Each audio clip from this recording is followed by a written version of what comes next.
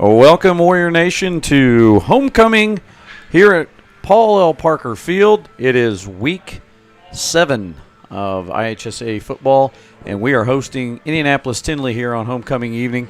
I am the superintendent, Kyle Mealy. Sitting next to me, as always, is the coach and Grand Marshal of this year's homecoming, John McLaughlin. Coach, congratulations. Let me be like the 32nd thousandth person to congratulate you, but congratulations. Well, on being thank Grand you, Marshal. and we can definitely talk a little bit about that. And that was a great honor. I did not take it lightly, and was very thankful. We'll talk about it as we go, but it's a great night for football, like you said, and it's going to be a great homecoming tonight. Exciting that it's homecoming, and we're excited to be able to bring you some Wes-Del football here against Indianapolis Tindley. And the field, as always, looks fantastic. Facility looks great. Good crowd coming in. It's been a good week of festivities so far. We'll have a lot of time to break those down and talk about them. But speaking of breaking down and talking about it, we have a Week 7 coaches show where I was able to sit down with head coach Matt Knuckles, discuss a little bit about surprises this season. Some things that's been pleasantly surprising is JV team, some of the youth program, and also an ability to talk about Tindley and how they're going to come out tonight and probably see a lot of error, a lot of passing. So we'll get you to that now. Here is my interview with Coach Knuckles in Week 7 Coaches Show on the Wes-Del Sports Network. Welcome, Warrior Nation, to Week 7 and homecoming edition of Sitting Down with the Coach, Coach Knuckles. And this week, it's Indianapolis Tindley coming to town. It's homecoming week. The first thing I want to hit you with real quick is I think everybody's wrapped up in homecoming week. But, man, as a coach, I would think there's a lot of distractions, a lot of things going on. What's it like homecoming week as a coach? You're probably more focused on the game than you are the festivities. Yeah, for us, we try to make it just like any other week. You know, our focus is on the game on Friday night. We know there's a lot of stuff going on throughout the week and a lot of distractions for our kids. So just trying to keep them focused on what really matters this week and getting better every day through practice. So far through the season, there's been some things, obviously, that you're working on, you're working through. Second year is still a continuation of the building process, but I think there's been a few surprises. What are a couple of surprises so far early on, or actually a little past halfway now in the season that you've seen so far? What are a couple of those surprises? I think one of the biggest ones is just the sheer numbers that we've had in the program. Being able to start the pre-K to 2 flag, the 3 and 4, 5 and 6 tackle. Middle school, high school numbers are up. So, we're a little over 130 some kids right now in the program.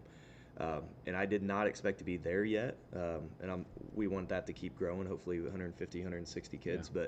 But really happy and really surprised with where we're at number-wise there. And those are the kids that are going to get it done later on. I've always said that. I talked to Even Grayson, who's kind of one of those guys on the team right now. They're laying the foundation for the culture that you want, and that's being changed every day at practice, every day through the hallways, and every Friday. But really, when it comes to that win-loss records, which isn't always the measuring stick of anything, but I think that youth program, as I watch it, as I come down and I see this place packed with kids and parents on the flag nights, I think that's the group that I always say they'll be winning the 8, 9, 10 games a year, and that's exciting for you as a young coach looking in the future. And it's exciting for the guys, I think, now that are foundational guys that'll realize that later on in life. Do you think so? Yeah, for sure. I think we'll get there a little sooner than what some people think, but being able to have that consistency after this, to where in 5 or 6 or 7 years, we don't have those dips and we're still growing and moving forward just because these kids have been in the program for 8, 9, 10 years. That's something we're really proud of and something we're really looking forward to. Probably another surprise would be that JV team. I mean, let's talk a little bit about the JV team. On the year so far, I know they put a pounding on Southern Wells, and this week they just came off a big win over Monroe Central. So that's going to be exciting. Yeah, they had a huge win on Monday against Monroe Central, 26-8. We've been pumped about these young guys, and we build up our old guys of, leading them and pushing them in the right way, and I think it's really showing. They've had a great JV season. That was their last JV game of the season. But then being able to have some good depth, with varsity, with those kids having to step in for a couple spells, or knowing that we have a kid that can come in an outside linebacker, or if somebody goes down on offense, it's not all over. Having that depth with them has been really nice. Yeah. And if you didn't have a chance to watch those games, if you're here watching varsity, go back on the Wes-Del Sports Network. You can actually catch those JV games, and they're fun to watch. They fly all over the place. Very aggressive group, enjoyable to watch. And you see some of them on Friday nights, too. I know we've seen Cam Bonderschmidt I know we've seen Riker Mock. I know we've seen Tecumseh Dyer and some of those guys in there, and several others. But if you really want to see a full game, go back and check Southern Wells and the Monroe Central game out on the JV on the Wes-Del Sports Network. But back to this. Coming into this game, it's homecoming. Like you said, we've got to get focused for you. It's just, let's get past the parade. Let's get past all the festivities. Yeah, it's fun, pep session. Have fun, guys. But at the end of the day, it's Tindley. And what are we looking at going in against Indianapolis Tindley? Yeah, it's one of those games. They got a lot of speed. They have a lot of athletes. They try to spread the ball around. For us, kind of the same approach we've had in quite a few of our games this year. It's we have to be the more physical team. You know, I don't think they've played a team like us that's just going to be smash mouth. You know, run it down the field type of game. So seeing how they can handle that, you know, the last 3 games have been spread teams they've had to play. So trying to give them a look that they haven't seen and a toughness that they haven't seen. And then defensively, giving them a few different looks that they haven't seen, that we haven't played this year, to try to mitigate some of that pass game over top. We feel really comfortable with what we have in the box with our linebackers and our D linemen. So being able to get some help out on the edge against some of their slot work and some of their deep threats is something we're really looking forward to. And I know you have some clips for us today, but one thing I want to go back to, and I think you were part of the coaching staff, we had probably one of the most epic shootouts with Tindley, I believe, one year, and it was on homecoming. Yep. I don't think it ended the way we wanted it to end, but I want to say it was back and forth, and I think both teams were clear, probably in the 50s. Is that correct? Yeah, there was a game, I think it was a high 50 to high 40 game. Typically with them, it's been a pretty high scoring back and forth game. Aside from last year, you know, we got that 6-0 win. Other than that, there's been quite a few points. So we feel really comfortable where we're at offensively against them. We just got to try to stop the pass. Well, it's going to be an exciting game, so make sure you're there. Let's talk about a little bit of the clips that you've brought with us. I'll let you segue into, these are all Monroe Central clips, I take it? Yes, these are 4 clips from Monroe Central. This first one here is early in the game. We're on defense. Something we're really proud of with our defense is our front line, or our front 4, and then our linebackers. They don't get the notoriety they deserve. You know, they're the rock of our team. They're the ones that hold down the fort offensively and defensively. So right here, they're in their wing spread set. What we've been trying to work with our D-line a little bit on the last few weeks is trying to get some more movement up front. So what you'll see here, we have Luke Powers and Dallas Godby at those 2 D tackles inside. Right before the ball snap, you'll see Powers stem from a 3 down to a 1, and what that can do to an O-line. They completely missed him. We actually got both D tackles in here for a TFL. Oh yeah. Some good stuff right there. Like I said, we feel really comfortable about playing in the box this week. Just because of plays like that, and then with Nauman and Mealy back there at linebacker, we feel really good in the box. So we're hoping that can show out this week too. Well, and I will say something that I think the secondary has, in my opinion, done a pretty decent job of is coverage has not been awful, because you've got a lot of guys back there who, you look at Abdullah, who's not played before, and so the coverage is there. And I think we'll have an opportunity. You've got Corbin Price, you've got Alec Thornburg, Trey Adams, Triton Blevins. I think we'll have an opportunity, probably with as much as they're going to throw it, to have either knock down some balls or have an interception. And those guys also have considerable speed. Yes, and that we've talked a lot about that this week, honestly.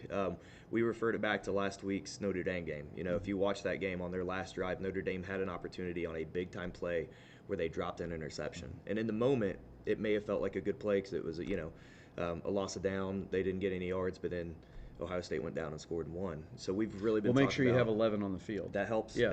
It even happens at the college level, Coach. But the biggest thing for us is we've been getting to those big time play opportunities. We haven't been making them. Yeah. We had 4 dropped interceptions last week. We had a couple big missed tackles and a couple dropped catches. We're really senior heavy in the secondary, so we've really tried to challenge them this week of when we get to those big plays, it's time we start making them, because that'll be that next step in our progression, I think, this year. Sure. What's the next clip you have to show? So again, another defensive look. These next 2, really looking at our defensive ends. Monroe Central passed a little more than what we expected, but we got a really good pass rush. I think we had 4 sacks throughout the game. So what you have right here, again, they ran a little bit of that swing motion. Jonah Whitworth coming off the edge. He's been really good this year. Free rush, got right by his O-tackle for a big-time sack. I think Jonah's been big this year. He's been a great addition. He's a program guy. He's bought in. He's been at everything, and he's really you've seen that progression throughout the season. We're really hoping that takes another step. Also, see when Jonah plays, you see the love of the game. He has a lot of joy when he's out there playing, and I think that's important because some guys, you kind of wonder, do they have the energy? I feel like Jonah does bring energy every game. Yeah, he loves the game. He loves to play. He's got a good good personality, and he kids can feed off that out there on the field. Right here, kind of the same thing. Him and Malachi DuBois at our other DN spot. Malachi played well Friday night. He had a really good game at defensive end. So again, a two-man sack here, kind of the same thing, just a speed rush off the end. This is something this week against Tindley. We have a spread team. They're in a lot of single back stuff. We're really hoping our front four can get to that quarterback and get him into some tough throws. And that'll cause probably what you want in the secondary. Some short passes, some ability to go pick some passes. Under throws into some double coverage that we can make a play on. Well, there you have it, folks. It's pretty exciting to see what we're going to see here against Tindley. A passing team versus a good old school smash mouth football team in the Warriors. So exciting to see, Coach. Good luck going into this one. I know it's a big one with homecoming, but it's just another game for you. But I wish you the best. And for Coach Knuckles, I'm the superintendent, Kyle Mealy. This has been Week 7. It's homecoming edition, so enjoy the game.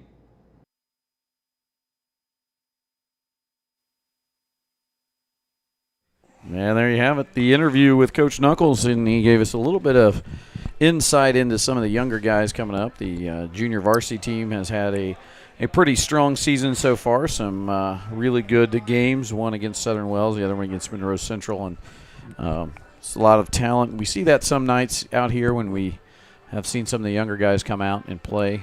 Cam Vonderschmidt's been one of those we've talked about. Riker Mock's another one that's been in there, and I know tonight coaches talked to me a little bit worried about the air game, Coach, and in fact, I have been told that we may see a different defensive scheme. And my own son Grayson told me he will be many times the only linebacker in the box, and that they will pull the other linebackers and actually add secondary because they throw so much. And talking about that, I'll let you get some numbers here, Coach. Their quarterback coming into this one, Richmond is his last name. He's a senior. He's completed 78 passes out of 127 attempts for 1,087 yards. Completion rate of 61%. He's averaging 13.9 a pass and 181 passing yards a game. He's thrown for 12 touchdowns. So that's definitely going to be a key. I know you've had a chance probably to talk to the guys and the coaches and kind of figure that out, but we're going to see the ball being thrown in the air quite a bit tonight. Yeah, they make a big emphasis on that. And then I was watching their quarterback warm up, and he was throwing it off of the run about 45 yards in the air with no problem. So he's a great athlete. He's got a good arm, and he'll show that off tonight. They have been, predominantly, like you said, a throwing team. So that we're going to have to make them make some decisions and either get out of their comfort zone, or they're going to have to make those plays. And defensively, we're going to have to do the same. We're going to have to make the plays to put them in the situations that they're not comfortable too. So it's going to be a little bit of a chess match here early because we've showed them stuff on film, and it's going to be something different when they come out here and play tonight. So we'll see who makes adjustments there. As we mentioned, Deion Richmond is the senior. He is the quarterback, and like we talked about, over 1,000 yards already passed in 6 games. But on the running side of things, they don't do it a lot. They only have 548 yards total this season. But the one that carries it the most will be number 7, Elijah Girton, a junior. He's 5'6" and 145 pounds, and he's listed position-wise as an athlete. Yeah.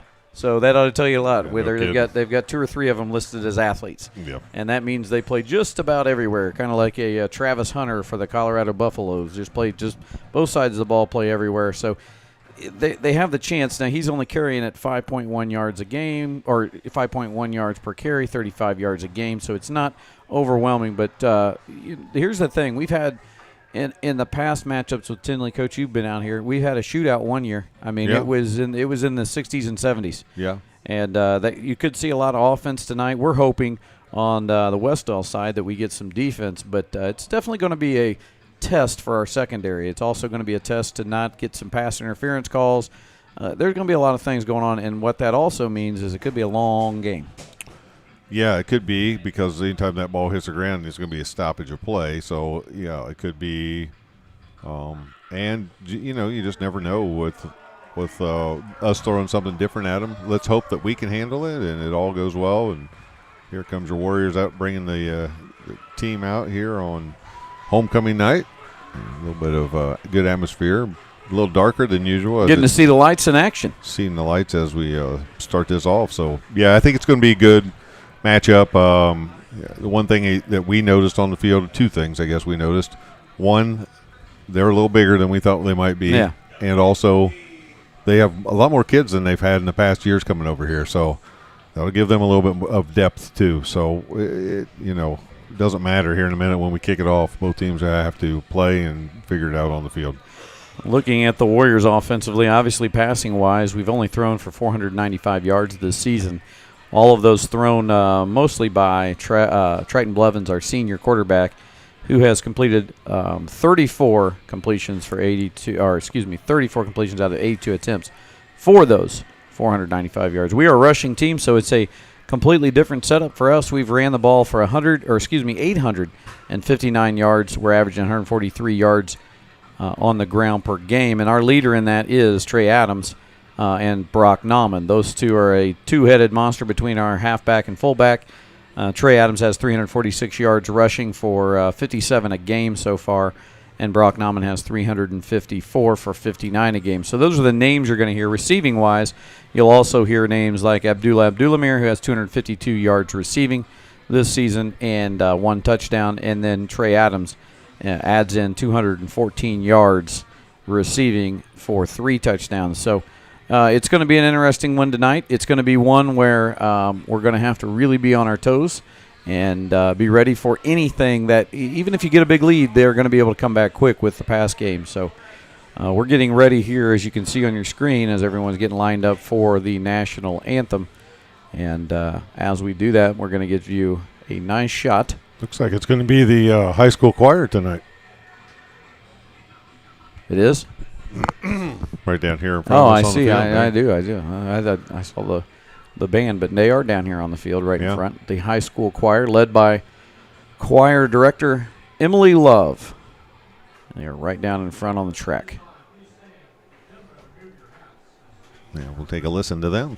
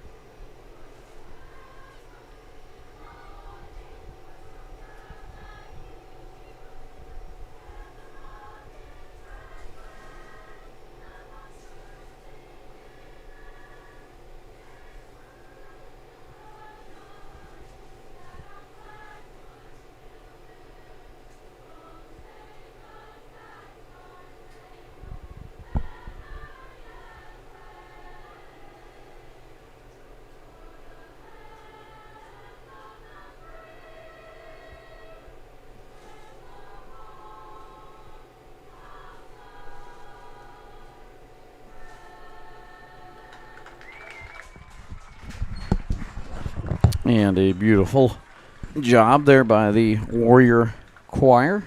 I said high school. I'm sorry. There were some middle schoolers in there, too. So I messed that up. Sorry. Middle school, high school. Middle school, high school choir. Just choir, yeah. Yeah, you got it. All right, well, we're just about time to kick this thing off. Homecoming 2023, a lot of festivities. Who won Powder Puff? The juniors won Powder Puff. The junior girls won Powder Puff over the freshmen. It was a juniors versus freshman battle. Right, you were out there. You were in the heat of battle. Yeah, I was the white hat today, so took a lot of heat. The girls thought it got a little chippy there at the end, but the juniors held on. I think it was 16 to 0, something along those lines. I don't know. I can't remember. 20 to 0, I think. It's a nice time of night, Coach. It's beautiful. The sun just went down, just past twilight. The sun's gone down. It's getting to be that time of year, a little fall. Nice. It's Twilight. It's like we like to call it.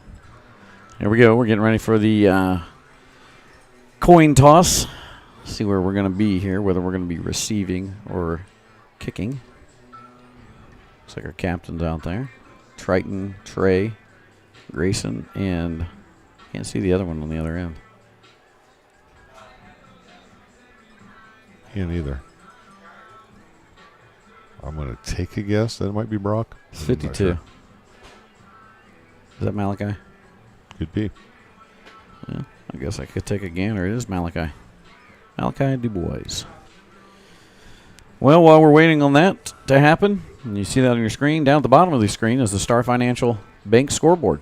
And then scrolling just to the right of that is the Montgomery Insurance School scrolling. Now it's Campus Rentals. Those are your corporate sponsors.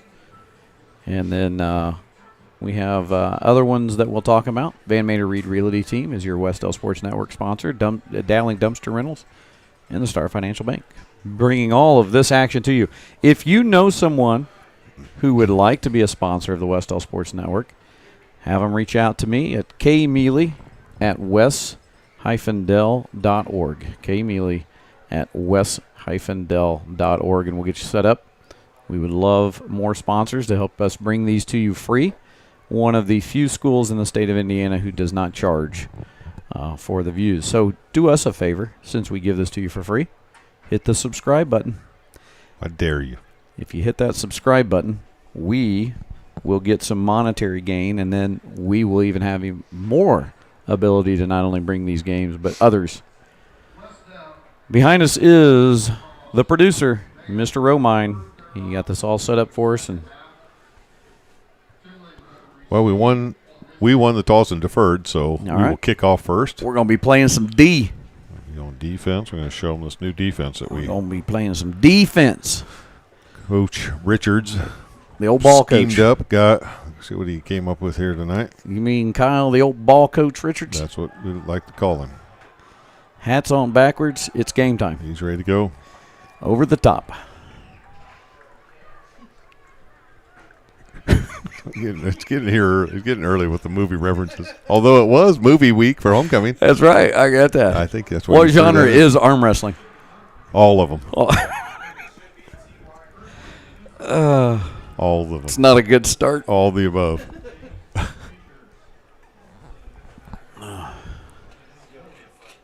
Over the top. It's been a while since I heard that movie reference. Over the top, baby. So Sly the old ball coach. I know he won an Oscar for Rocky. I'm not sure he was nominated for Over the Top. I thought it was very, very underrated. It's an undervalued classic. A lot of life lessons in Over the Top. Didn't he drive truck in that movie? I think you're thinking of Tango and Cash. He did. I think he did drive truck. He did. I can say it that way. I have family members who drive truck. In fact, you might hear that Jake break out there. All right. We've been known to. We've been known to hear the old Jake break outside of Paul L. Parker. Here we go. We're going to kick this thing off. Corbin Price, number 24, is going to boot the homecoming. That's what it's all about. We've been the whole week, all the festivities, all the action. Leads right to Leads up to this moment. And we're going to get her kicked off here. Right on time, folks. If you're wondering, Tindley didn't get here until about 7:20, so we're getting this thing kicked off right on time. We said 7:30. It's 7:50. Well, we wanted to be good hosts. So we were. Give them some time to get ready and let them warm up. Trying to see who's back for them. We've been known to have trouble with the old eyesight. Here we go, though. I do know Corbin Price is booting it.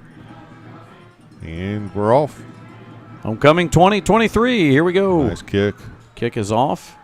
Coming across here. We got to make a tackle. Somebody get him. Force him out.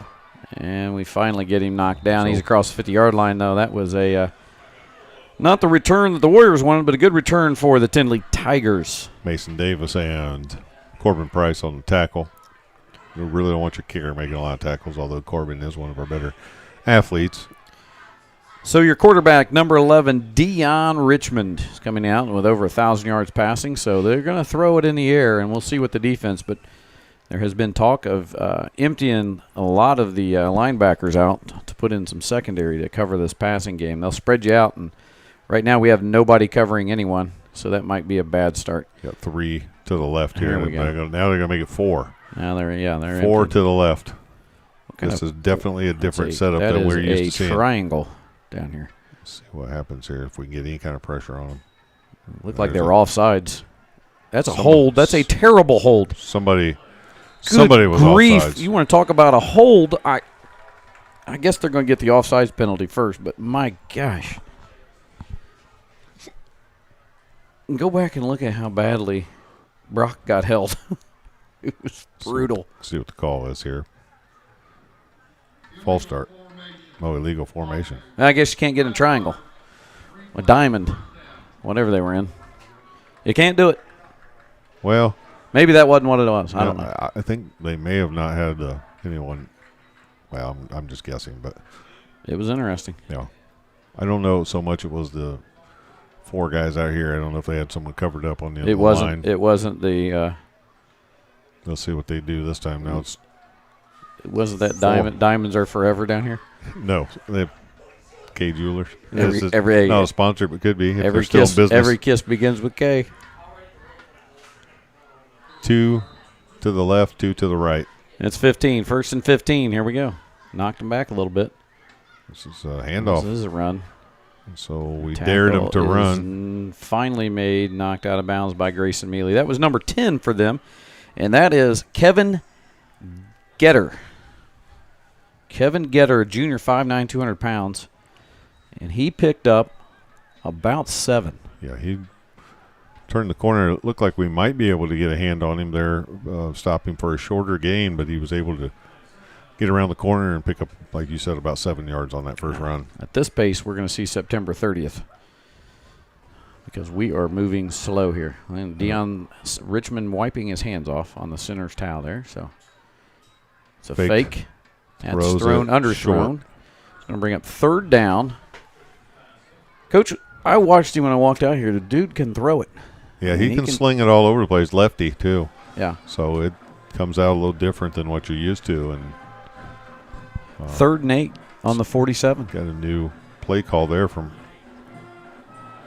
Coach Richards. Got his hand up in the air, swinging it around like a lasso above his head. That's a different call that we've seen. I think Let's that's see what that looks like. I think it's North Carolina. Raise up. Let's see what we got here. We're going to blitz. We look like we're ready to go. Don't move. Yeah, They waste a timeout. I think he called timeout. Okay. Play clock was down to 2, but I think more than anything, I don't think the coach liked. Again, we've told him that on the pregame that we've told everyone here that has been watching that we're going to try something new defensively, and I don't think that they're quite ready and haven't thought that they would maybe see that many defensive backs, so that may have thrown them off. And quick timeout here. Tomorrow morning, 11 o'clock, the Warrior volleyball team in county action, Coach. Yeah, semifinals against Daleville. We play the early game, the 11 o'clock game.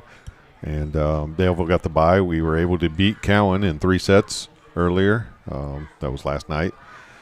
And so the girls, that was their 20th win of the year, 20-4 Fantastic. now. So Number 4 ranked, number correct? 4 ranked in 2A. 2A. We'll see how we can do tomorrow. And if we were fortunate enough to win tomorrow morning, then we would have a matchup against whoever comes out of Wapahani and Yorktown on the bottom. It's tough.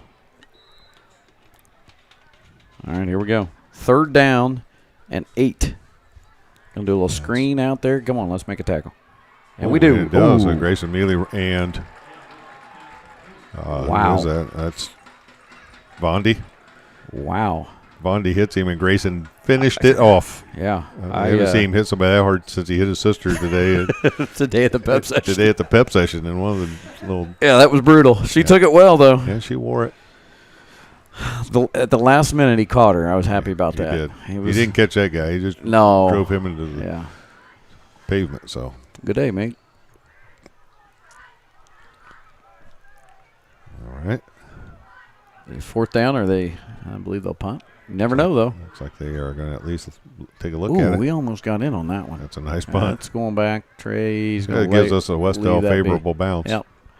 Going to be on the 24. 24, first down. Let's see if the Warriors can get things rolling here. So, pretty good first defensive play. Yeah, absolutely. They got a great kickoff return, and we held them. So Yeah.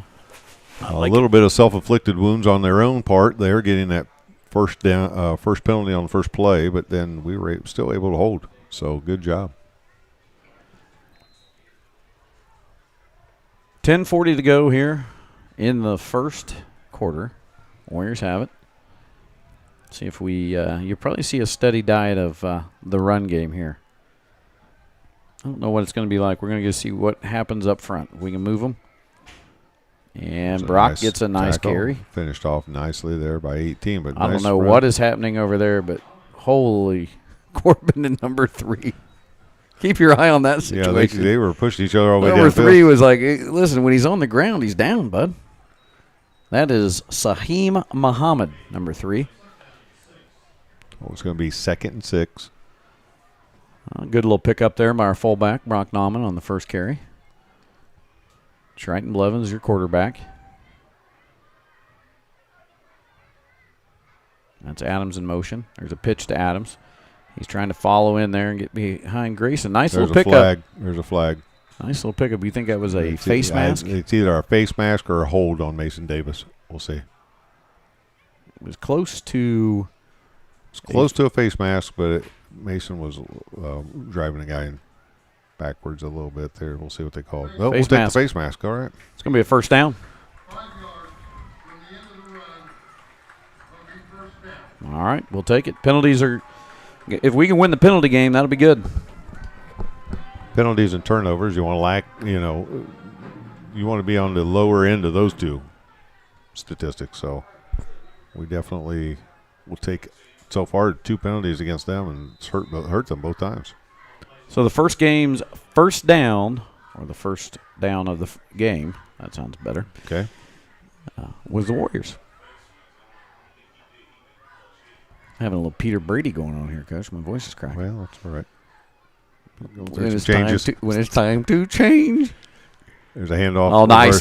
Get Trey. behind the blocker. Get going. Get another one. Get another one. Get on down there. Keep going. There we go. A nice pickup by Trey Adams. Nice job. And they missed luckily for us, they missed a hold there by Corbin Price. We'll take it. Because he was grabbing the inside of that jersey, and he's shaking and laughing over there because he had 2 handfuls of jersey. They didn't catch it. But that's football. It's a big pickup, That's I'm going to say. Great pickup. My goodness, that was about over 40-yard pickup there. We're on the 29, headed the other direction, the good direction, folks. 1st and 10, 9:17, the clock's running. If it's working, don't mess with it. I see Brock right here. Yep. I see Brock. Brock's going to run. He's got it. Nice job. We're going to pick up about, looks like 5. Yeah, good run by Brock. And if you're picking up 5 yards on every running play, you're going to move the ball pretty well all night.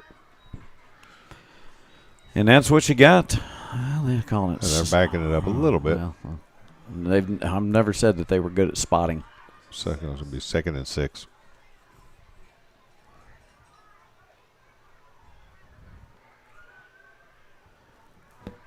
See if we get here. We've kind of altered back and forth between Brock and Trey here. Here we go. 2nd down. We got it off the snap. Oh, I like this. This is a lot of room. Triton Blevins up the middle, and there we go. I saw them working on that. I almost wonder if that's an RPO where he just decided I want to keep that. And I saw them working on that a little in the pregame, and I saw a little more designated runs there for Triton, and he gets around. He's got better speed than sometimes give him credit for, and he did a good job of finding the hole and busting it right through the hole there. Well, we're 1st and goal, sitting on the 9-yard line. So here we go. Warriors trying to score first. Tindley looks like they're scrambling about every time to figure out where they need to be on this. So we'll see. That's Brock getting to the outside. He slipped. Stays about right where he was. No loss, no gain. Harm, no foul. 2nd down and goal. Right about the 10. How'd you wave? Did you wave princess style or did you wave? I just did it all.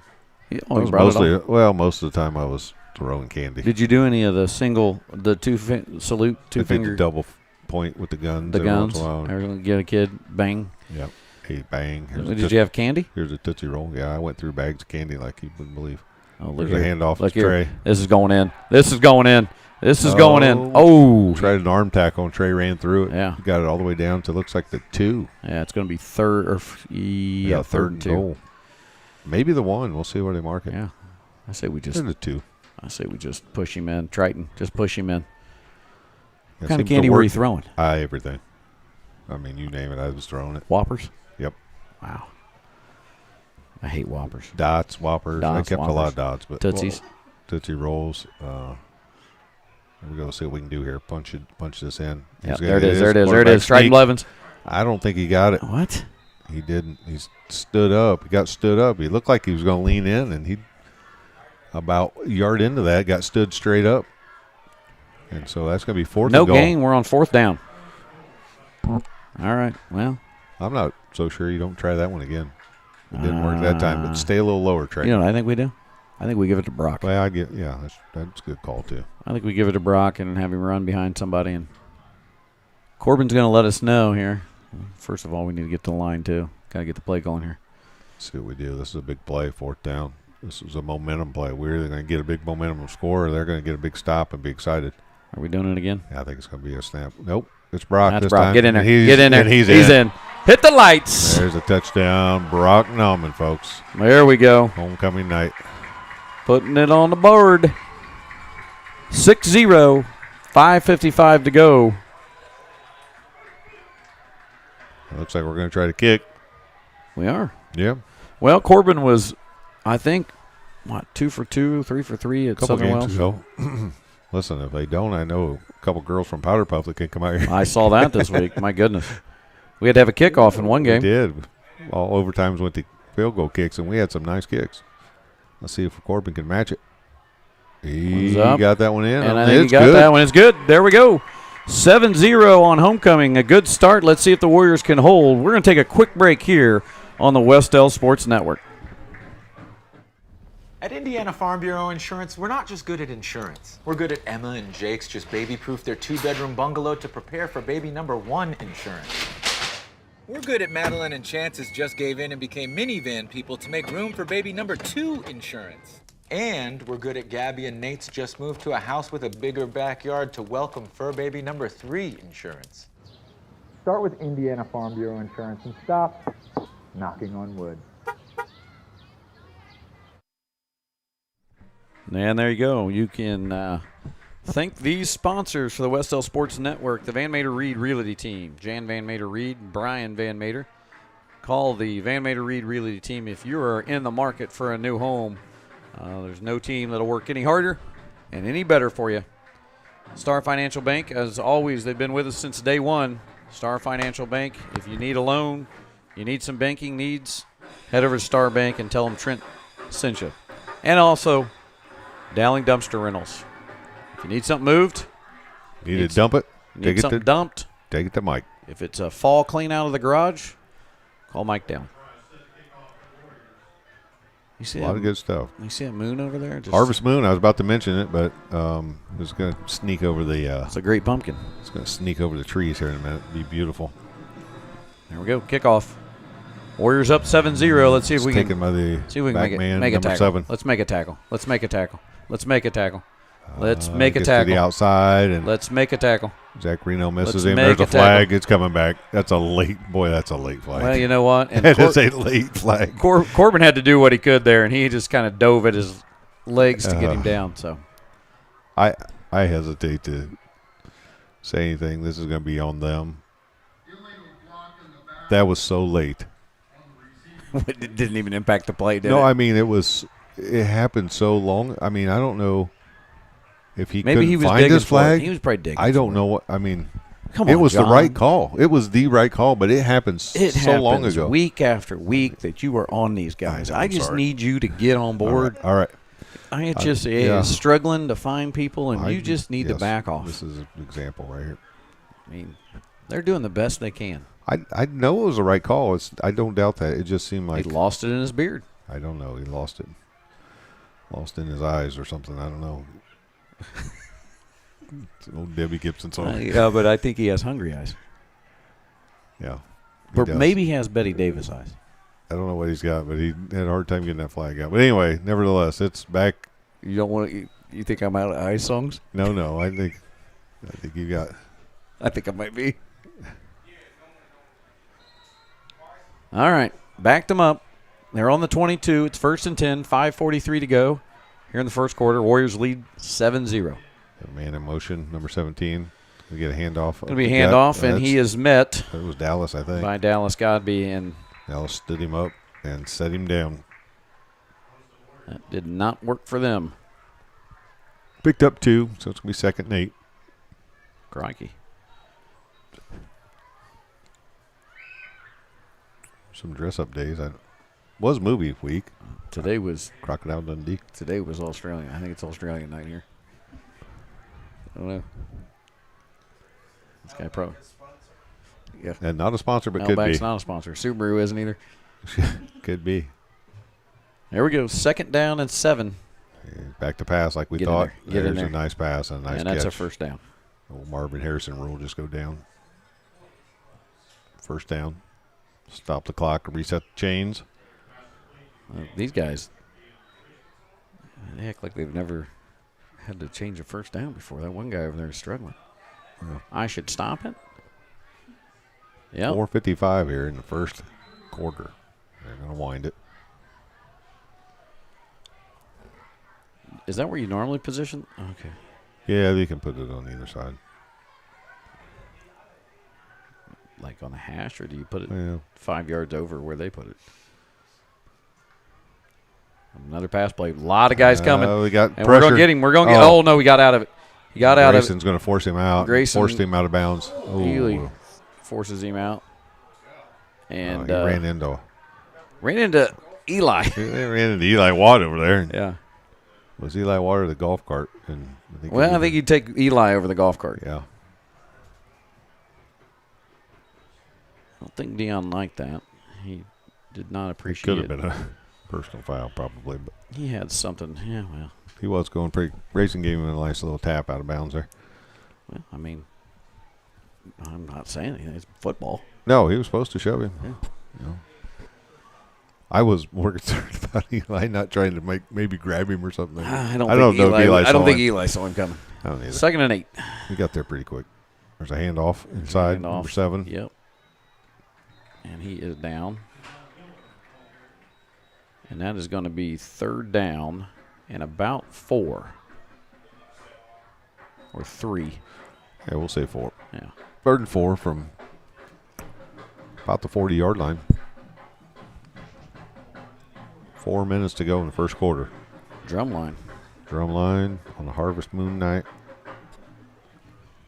The Great Pumpkin. We'll keep playing that card. Here's your Dion third to the down pass, outside. wide That's open. going to be a 1st down. We're playing a little. You're a little loose on that one. I think we're playing more of a safety, little safe coverage here. And one of the things you have to remember for us, we're talking about this putting in the new offense. It's new for us too, so we haven't played it a whole lot either. So we may have a little bit of adjustment period too. And 3:40 now in the first quarter. Tindley trying to move it on down, trying to get just across the 50-yard line as they sit right on it. 3 to the left here. It's a handoff again. Handoff there again. He's got good momentum going.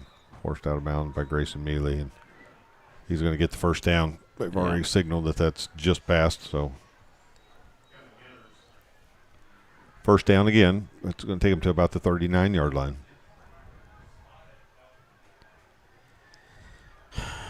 We're going to have to pursue a little bit.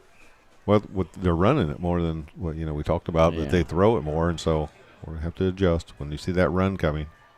Now Grayson is really the only guy back there spying that run, and he's getting there, but he's going to need some help containing that.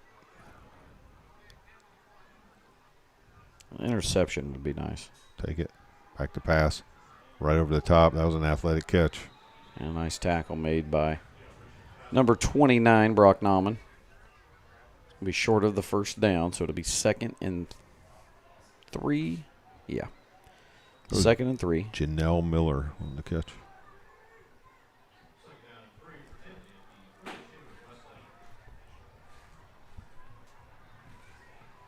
just under 3 minutes here.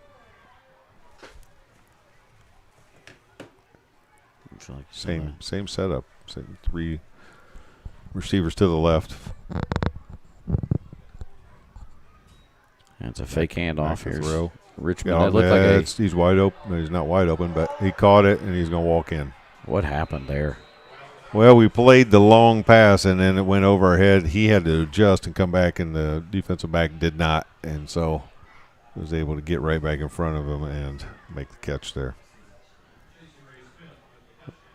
Wasn't terrible coverage by Owen Long, but he just lost the pass, and it came back, and they were able to get it. So let's see if they go. Looks like they're going to maybe go for 2. Well, showed what he could do, though. Did you see him wing that ball off of Yeah. 1 foot? yeah.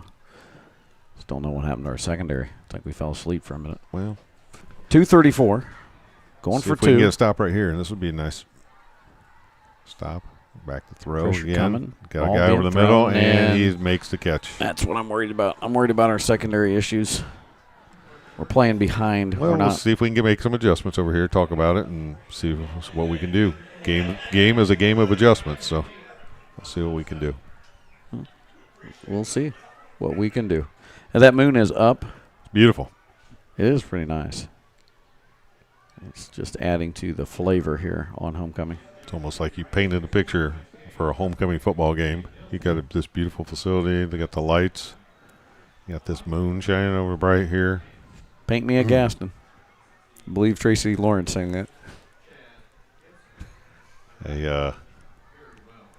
Not sure that you can make it any nicer than it is right now. Well, another touchdown would help. I'll take one. What was your favorite event for homecoming as we wait for Well, there's a kickoff? lot of fun things that happen. I always like the dodgeball. I think it's fun. I'll tell you what was a little different that we did a little different this year. That was actually, I think, a good change is we did the skits in the auditorium on the stage, and they were actually really a lot of fun. Mr. Roma and I got a chance to go and watch the skits, and just seeing a bunch of different kids involved, and they were going, and so yeah, they were fun. I didn't get to see them. No, you didn't, but Maybe they were good. Well, I do like some of the changes that were made. I thought it was time. It was time to make some changes, do some things different. You know, every generation has the new thing. You know what I did like to see? What's that? A lot of the senior girls brought back the old They did. jeans, the old those decorated jeans. Yeah, used to, like the old cords, like the corduroys. They called them the senior cords back then, and now they switched over to the jeans, and yeah, that was neat. That was I'd like to see that tradition continue. That was neat. The senior run, that's always fun in the morning. I think we made 2 laps before a bunch of kids realized that they aren't in very good shape. And here's the kickoff after Tindley takes the lead, and this is going to be Corbin Price. See what he Looking can do. for He's some got a room. seam. He's got seam. He's still on his feet. Still going. He's still going to the outside, finally That's tackled good. down at the 50-yard line, but probably the best return of the year for Corbin Price so far. Yeah, back over the 50-yard line, and that's a great starting position for the Warriors. And we'll get things rolling here. 1st and 10 on the 50-yard line. Mark it exactly on the 50. It's 2:24 here in the first. And I wouldn't say that's quarter. exactly. Maybe the nose is on there. Well, that's what they say. You break the plane.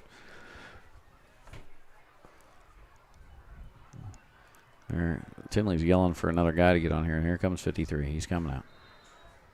All right. See if we can move the ball as well as we moved it the last time. Mason Davis. Davis was in motion. Nice cut back inside by Trey Adams. He's got plenty of room. He's got another good block before he finally gets knocked down, and that was inadvertent on that last hit. He was trying to get up, but I think 58's momentum took him in there. So That's going to be enough for a first down, though. we'll take it. Holy moly, the voice of the Warriors out there, Brian Lake. Somebody got him some pep tonight. My favorite event, well, I only got to see a few of them, unfortunately. I was out of the building a lot, or out of the corporation a lot this week, but I enjoyed the middle school dodgeball. That was the one I was the most involved in. That was fun. It was fun to watch. Several games where it was one girl left against like 4 boys, and the girl won. That was fun to see. Brock up the middle. Yep. He carries it for about 3. Yes. It'll be 2nd and 7. Parade's always fun, obviously, or to lead in right into the game. And Well, you got to see the whole parade. got to see the whole route today. You got to see the whole thing. Yeah, it was neat. One of these days, I'm going to get Stafford to go to the new edition. You know, they've been waiting down there since the 60s to get the parade to come in there. Yeah. Maybe if we move the parade into there, they won't be the new edition anymore. They'll feel like they're part of things. Yeah. Mr. Telephone Man. There's a keeper. Now it's I like that pitch. I like that pitch. We That's a haven't first down. We haven't seen that option play very much this year. I like it. Trey Adams having a good game. That's going to move the ball down to, they're spotting it at about the 20. Well, that's a 26, isn't it? Yeah. I got it at 27. Okay. Yeah. 1st and 10.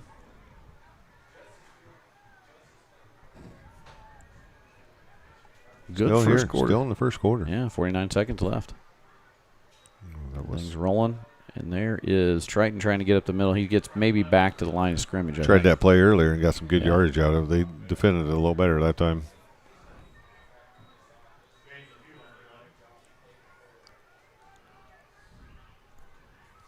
I wanted to mention this. I went out to eat and saw him at Mancino's. I think this is something to mention.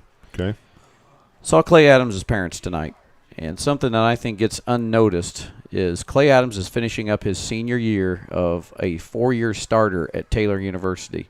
Played for the Warriors. And Coach, you and I have talked before. We have a lot of kids that have gone to college. Nothing against that have played. As Brock runs this one up the middle. That's going to be a first down. But we've had a lot go and play. We haven't had a lot finish 4 years. Right. But I want to give a shout-out to Clay. Nothing against any of the other players. I'm not saying that, things happen in your life, things that get in the way of you completing that, 4-year commitment. But I think it's really big to celebrate a kid who hasn't got a lot of notoriety since he left us, but he has started for 4 years. I was talking to his dad, and I knew that. He started at Taylor University on the line for 4 years. I want to give a shout-out. I don't know if his parents are at all watching or listening, but anybody that knows Clay from years ago, he's a good kid, and I think he's had a really successful college career. He's got 4 games left. I knew he was playing the other day because my daughter's at Butler as a senior, and he was playing Butler at the Butler Bowl, and I think she was able to catch a little bit of that game. So, yeah, congratulations to him. Again, celebrate those success stories. We always like to hear about them. We like to have those guys come back and girls come back that have done well and are successful and let us know. Not always just in athletics, but anything that you can go on and be successful in. Yeah. We want to celebrate those things because we're proud that you started here, and we're proud that you're Warriors. And like we say, once a Warrior, always a Warrior. So we want to celebrate you too. So keep up with us. Yep. Let us know what's going on. It's always neat for us to hear those stories. So if you see Clay or you see his family, just tell them congratulations. That's a big commitment to be a student athlete at the next level for 4 years. And I think Clay was supposed to be here tonight. He might be out there somewhere. His dad said he thought about coming out, but 4 more games, and with that also comes emotion. I could hear it in his mom's voice. She goes, "Only 4 left." That's right. Yep. That's tough. When Comes to an end for everybody at some point. Yep. It's tough. There's a pitch pitch play to Trey Trey Adams trying to play. He's behind Grayson right now. Grayson's still got him going, and Trey is and it's in. a touchdown. That's a touchdown for Trey Adams. Turn on the lights.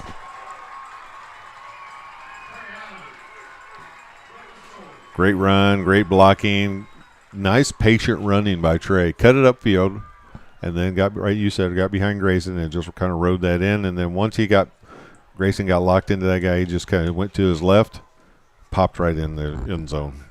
And another good scoring drive for the Warriors. They're 2 for 2 on their possessions, and they start the first quarter very quickly, putting it in. It's 13-8, and we'll see if Corbin can get his second extra point. It's down, and it's good. Got a little side to that kick, and nice, popped it right up in the air. There you go. It's 14-8. We're going to take a really short break here on the Wes-Del Sports Network. Some see a student athlete working on a shot. We see a powerful lesson in persistence. Some see a student preparing for success on an exam. We see a student athlete preparing for success in life. Proud to keep education in front of athletics since 1903.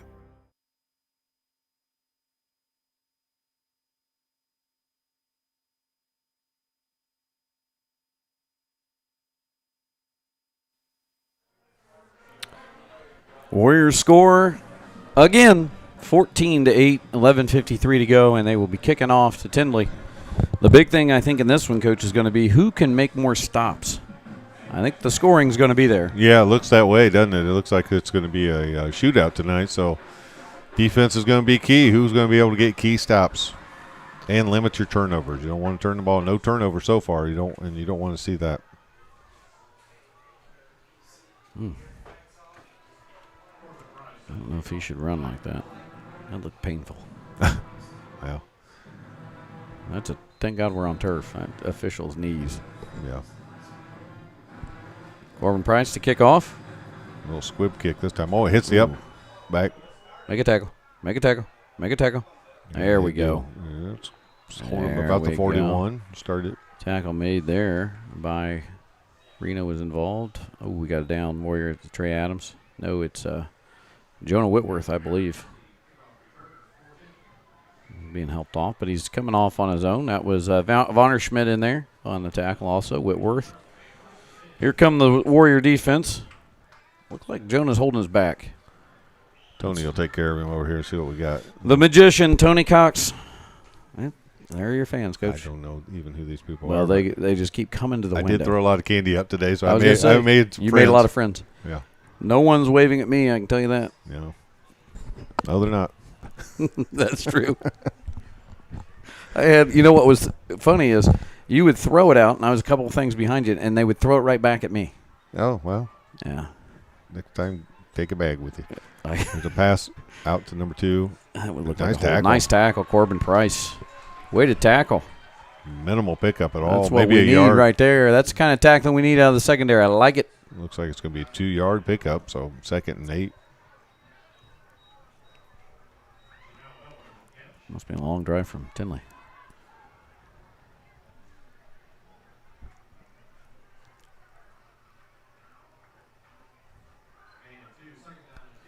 Second and 8, the voice of the Warrior says. Well, there's the administrators down there with the classic administrator stance. Arms crossed, legs crossed. Here we go again. Ooh, that one's up for grabs. It might be behind the line of scrimmage. Did you hear a whistle? I guess they were going to say that was a forward pass because that was almost behind backwards, which would have been a live ball. Yeah. I guess they Did they blow a whistle? Yeah, they did. They did blow one. It'll be 3rd and 8. So now here's the thing you got to worry about, the deep pass, which he's been pretty successful. I mean, it's what they got their touchdown on. So Yeah, we got to worry about that. 3 guys to the left again. They like this setup. Let's see We if got can somebody get some pressure deep. We got on a couple guys deep, AT and Triton. So it's a him. play Yes, action he's pass. gonna run. He's going to try to run. He's going to get across. And we'll see where they spot it. Yes. I don't know why well past. Why in the world are they not running that? Yeah. I mean, you just drop back every time and give him the option to throw it or run it, and they're going to be pretty hard to stop, aren't they? He just turned on the jets, and I mean, whew. He turned into Benny. He brought the jets with him. Yes. Speaking of the Jets, they play the Chiefs this week. Yeah. You going to tune in? Taylor Swift's supposed to be there. I'll be watching. Everyone cares. I'll be watching. Oh, snap that there up. we go. Picked We got off. it. Picked off. That's Vonderschmidt. That's Cam Vonderschmidt. Oh no, it was not picked off. Saying he dropped it. I guess he did. looked like it was bobbling in his hands, and I don't think he ever got control of it. And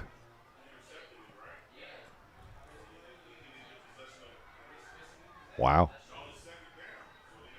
He must have never had control of it, or it would be a change of possession. And then they would have got it back. Right. And it would be first down, so he must have never had control of it. I don't know what happened because the clock's still running.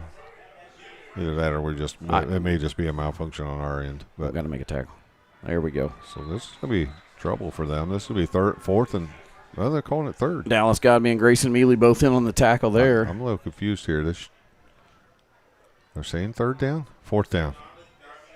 I thought he just put up 4. That should be third down. Is that right? Okay. Yeah, it's third and 8. All right. Third and 8 because he ran for the first down, and the next play was a pass play. All right. I'm with you. It's confusing. Why they flipped it back and forth? Well, they'll get it. They'll get it right. My bad. Just got to be patient. Don't just got to be patient with them. Don't question. There's back to throw. Some pressure coming. Some more pressure coming. A lot more pressure that coming. One and picked off. One is there. That one is picked off. That's Alec Thornburg with it. And he hangs on, and that is an interception for AT. That's his first one of the year, and we needed that one, and AT needed that one. A little bit of life coming out of him. That's good to see. He's had last year was a better season. I even talked to him about that, and he said that he felt like things were going to change, and they did right there. Did on that play, didn't they? Yeah. Well, we just talked about that. You limit your turnovers, and Tindley's the first one to turn the ball over, so we need to take advantage. Nice job by AT. Gets the ball back in the Warriors' hands, and we talked about those stops are important. Good to see Jonah back in there, too. Yep. Hey, Tony Cox is a magician. Wouldn't want anybody else on our sidelines. That was a big, that was a big play by the old ball coach. They dialed one up there. Coach Richards got him confused. Triton Blevins now under center. We'll see we should be running because it's been working. There's Brock. And he picks up about 3, maybe 4. And his teammates had to go back. They almost forgot to pick him up. Yeah, he picked up 4 on that, so he's 2nd and 6. Man. Is there an MC Hammer line of officiating? Well, I thought that too. It's a towel. Oh. I thought the exact same thing. I thought, please, Hammer, don't hurt him there for a second. But it's a towel hanging down there. That dude was too legit to quit. He was. It is a towel. I looked at that and I thought, you can see the towel from here. see it now. I was like, what is he doing? There's that play again. Yep. Get a block. Get behind somebody. There we go. That's a first down. It'll be just enough for a first down. That's a new wrinkle this week. We haven't ran that one a lot. Well, early in the game, the pitch play to Trey worked so well, they've got to honor that. So now they keep it. It almost spins all the way around when he dives right back the opposite way. I don't know what 18's doing, but he's not on the right side of the ball. Our coach is that their head coach? He is animated. I think that might be an assistant. I've been there, buddy. I feel you. 8 minutes to go. 1st and 10. This one to Brock Nauman hit. That's snuffed out a little bit better, maybe a yard. But number 60 getting in there. That is Willis Gupton.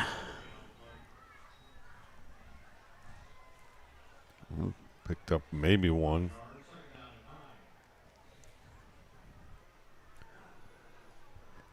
Well, over there on the far side is the chain gang. I can see Coach Nanny over there. So Mr. Denny's dad's over there Denny's working. Dad. I don't know who else we have. Tony, Mr. Denny's good friend Tony. Is that okay? That's Tony over there on one side. And then I feel like I saw Grant Pruitt maybe back there too. Okay. Levin's back to pass, looking to pass. First pass of the play. He's got one up. That's trouble. And that's oh, my goodness. Woo. Thrown into triple coverage there. Woo. Oh, my. Now they're trying to get that to Dooley, but he threw that up into triple coverage. Yeah, Dooley was hidden by 4 white shirts. They were tapping it all over the place. Luckily, it found the ground. Oh. That was scary. 3rd and 9. All on the 47. That was our first pass attempt of the game. And A little nerve-wracking. Ball's just on the eyebrow of the Warrior. I was thinking the same thing. Just on the brow. See, we're going to pass again. Yeah, there's a flag. Ooh, that's a big drop. The flag on the play. This is Trey Adams, and let's see. He Trey's could be gone. He could be gone here. A nice cutback. Oh, that's going to come back, right? This maybe coming back for illegal motion. Let's see. He's going over to check with them first. Illegal motion. Let's see what they call here. Let's see what he's got.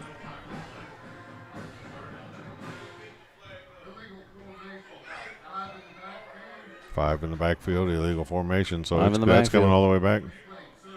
Replay third down. That's what he said. That's what the guy. Yeah, we've seen that. It almost felt like we got away with it a couple different times, but Well, Islands in the Stream isn't going to miss that one. no. Lady.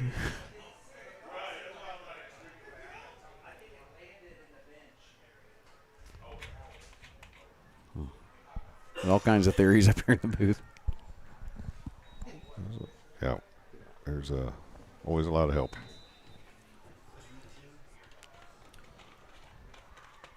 Third and 13.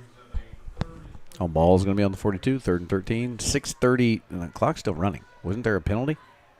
I don't know how that works. Yeah. But wouldn't it stop the clock? Well, sometimes. All right. Here we go. Back. We're We're doing throw it again. again. This is going to be We're that doing it little again. screen pass. He Caught it. it. I don't know how he caught that, but he It's gonna caught go down it as a reception for on his back. for no gain, but he caught it. Hey, if you're playing high school fantasy, you get a point for a reception. That If was you're a- playing PPR. Interestingly, that was a great catch. I mean, he caught that from his back and just reached both hands up and Shows you. snatched it. We're going to punt. Reno's coming in, and so is a couple of the other punt teams, special teams. That was a pretty athletic play. That shows you Trey Adams' athleticism. I mean, I don't even know how he saw it. No, He was laying on his back. It was funny. I mean, almost comical how he caught that. And Ow. just got that off. Got that away. Let's see if we get a bounce. Get a bounce. Get a bounce. Get a bounce. Oh, I like Yes, the we bounce. did. There we go. Bouncing on down there. There we go. Down by Vonderschmidt there on the 32-yard line. 5:32 to go. Warriors lead 14-8. Let's see what the old ball coach has got lined up. Here we go. Last time he drew one up, he got a turnover, so see what we can do. Speaking of that, let's talk about our coaching staff. Do it. Well, we all know the head coach, Matt Knuckles. Offensive coordinator is Daniel Hansen. The old ball coach on defense, Kyle Richards. And our offensive defensive line coach is Caleb Stevens. Our QB DB coach is Eric Harlan. Wide receivers and DB coach Justin Burcham. Running backs and DBs, Tyler Rector. And there you go. As always, strength and conditioning guru, Brandon Van Meter down there on the field with the coaches. Coach V. Oh, It might have jumped a little on that. well. Dead ball foul. Encroachment. Defense. 5 yards. There wasn't any doubt about that one. No. Dallas got his Dallas money's worth. it shows you what kind of nice kid Dallas is, though. He helped that kid right back up. They Got both his money's patted worth, each other. didn't he? Yeah. Sorry about that, buddy. All right, that might have been. Was that our? That was probably our second penalty, I think. 1st and 5, ball on the 32. Be a handoff And a again. handoff. He's being knocked out of bounds by Triton Blevins.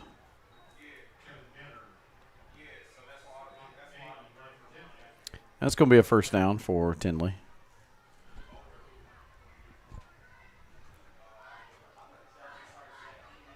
We need to hold here. Now the clock stopped. I understand that they went out of bounds. I'm still stuck on that penalty.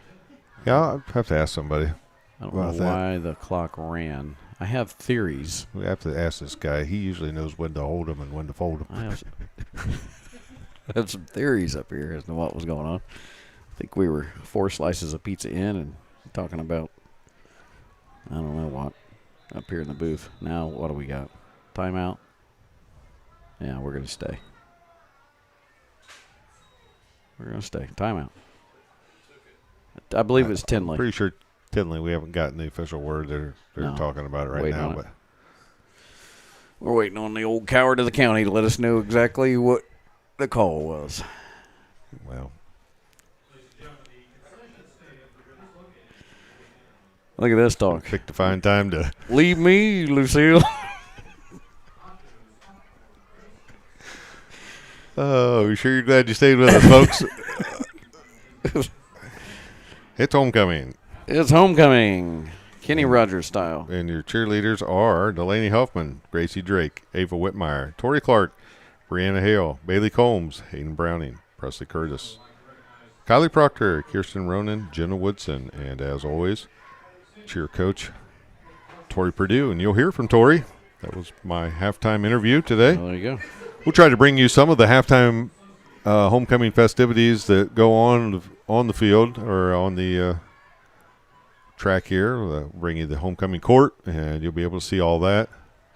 I'm going to slide down there and walk out and do a few more waves. And here's our play from out of the timeout, and it's going to be another run, and he's going to pick up a big chunk of yardage and get the first down and get out of bounds to stop the clock.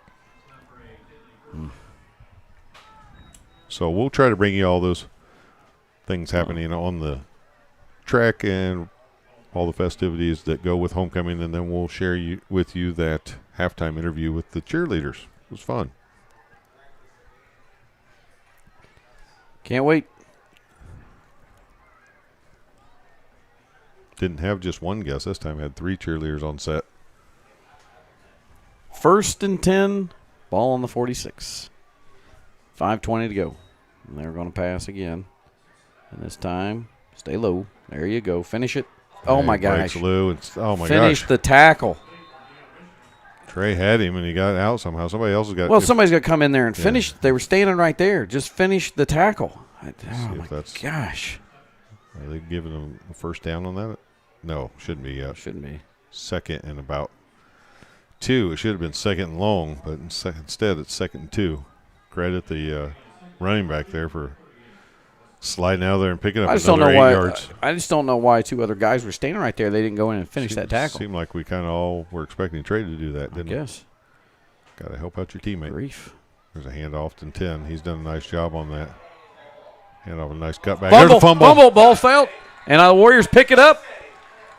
That's Dallas Godby falling on it and knocked out of there by a couple other, I don't know exactly who it was, but Dallas Godby man on the spot there to fall right on it. And again, a turnover. That's turnovers. a big turnover. Yeah, 2 turnovers have really hurt. I almost saw a smile come to the old ball coach's face on that one. Yeah, his defense is dialed up. Now let's go score. We got 5 minutes and 2 seconds to do it. Let's go score. Warriors getting the play in here. Let's see how we've plenty of time to move the ball down. Yeah, the we don't field, so need we to- don't have to do anything crazy. We No, can we don't have to. stick with what's been working, which has been our running game. They're starting to really crowd the box here. Brock's got Brock, he's got some room. And right up behind, I believe, Dallas Godby. it. Pick up about 4. Dallas is going to fix his equipment and get up. Maybe 5. I Yeah. will say 4. We're going to give it. Well, the official word from the Voice of the Warriors. voice smooth. Like Fergie. And Jesus had a kid. Brian Lake's voice.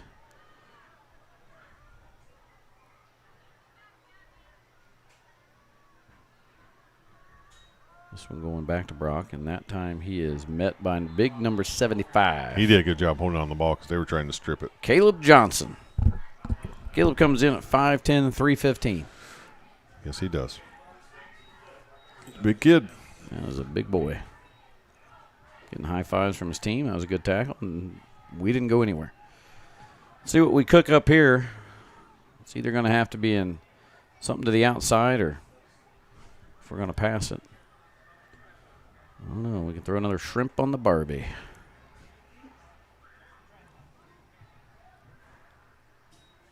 There's that play out to Trey, the pitch play. He's Snuffed out a little better this Did time. not go well. There's got a a flag, flag. though, late flag.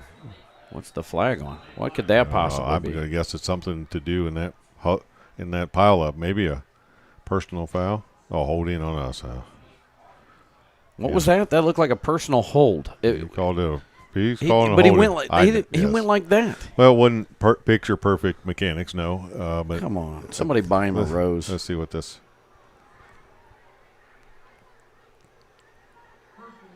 Oh, they are calling a personal foul. Okay, now he switched it, pointed the wrong way. Oh, there we go. There we go. Now we got It it. went from holding on us to personal foul face mask. Cancel that out. I'm not upset with this guy. Yep. We can be daytime friends.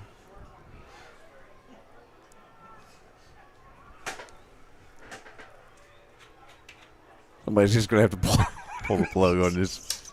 Somebody's just gonna have to pull out. You know, somebody's got records out. The daytime friends, is that what? Yeah, that's one. Buy me a rose. He got that one. Yeah. Islands in the Stream. They got that one.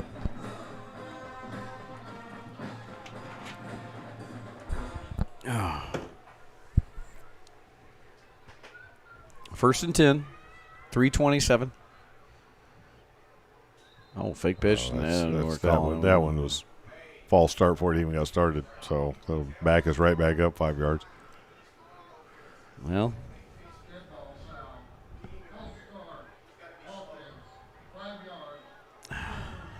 You can't roast yourself like that.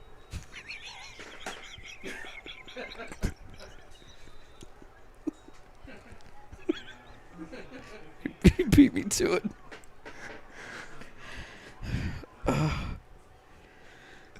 Hey, it's all right.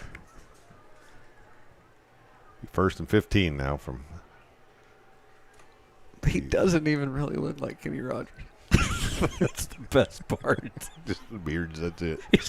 He's got a white beard, that's it. Yeah, timeout here by the good guys. Timeout by the Warriors. We're going to take a quick break. So we need one. Stay with us, though. We've got tonight. Some see a student athlete working hard in the weight room. We see a future leader learning there are no shortcuts to success. Some see a start to a swim meet. We see the starting blocks for life. Proud to keep education in front of athletics since 1903.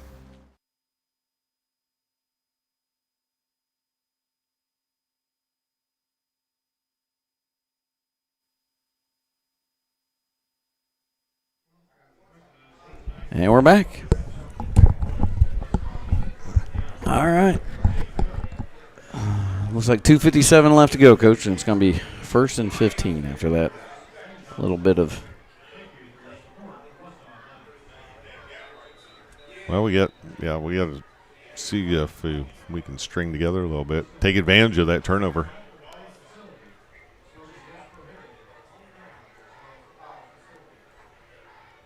Yeah. We're starting to get flies in here. Are we? Yeah, I got one right in front of me. Yeah.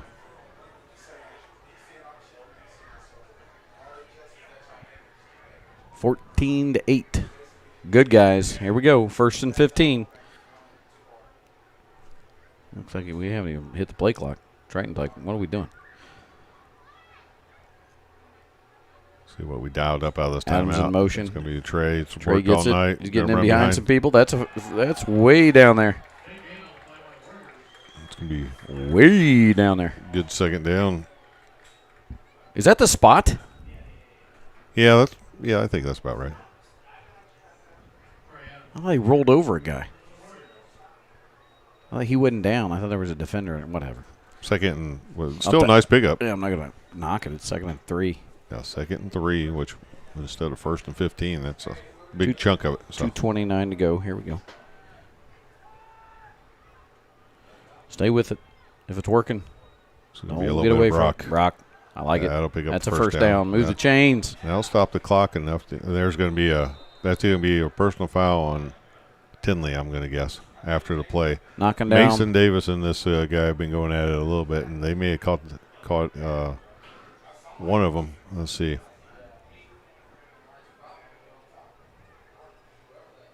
See who gets it. They're talking about it because I'm not sure really which way this one's going to go.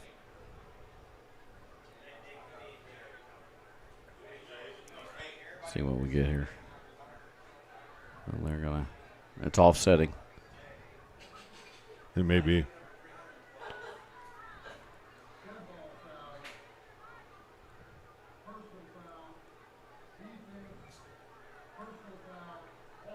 Yeah. Offsetting penalty, so that's first down. Yeah.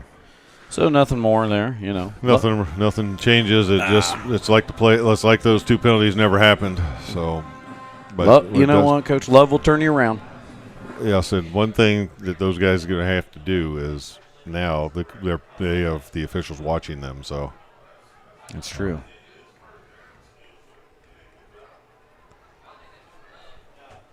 On the 36, 1:56 to go. See if the Warriors can keep this run going. That's to Adams. He gets to the inside, and then he's finally met there. Maybe a pickup of not much. They got him marked right about the same spot. Good job by number 6 there. Warriors still have 2 timeouts, I believe. Yeah, Tindley pursued that one down the angle. Number 6 did because he was on the other side of the ball. Okay, we're going to have to – here we go. Going to have to pick up the pace here a little bit. Go a little faster here, fellas. Or use your timeouts.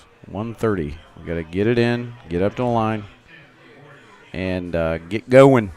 I would suggest there is no one on Abdullah. No one is covering Abdullah. I would say we're probably going to single coverage with Abdullah. I think it's going to be a fake, pump fake, and we're going to go deep. They have no one back. You're going to keep it, and there's going to pitch out to Trey. Trey's got free. He's got to get out of bounds. Get out of bounds. Use your timeout. The clock. He stayed in. Use your timeout. Use the timeout. It's going to be 3rd and about timeout 1 or 2. Timeout. Not yet. Well, then let's go.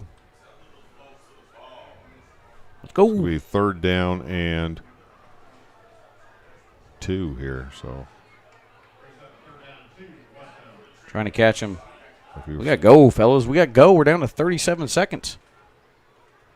That's going to be Brock Nauman. That timeout.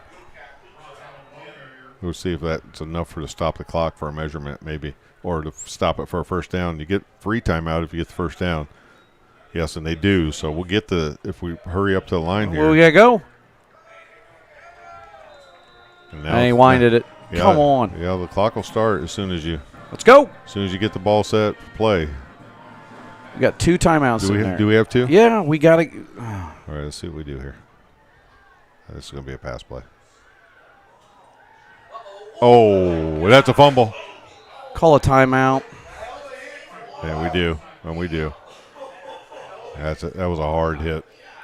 He went unblocked by somebody. Somebody missed an assignment because he knocked that ball loose.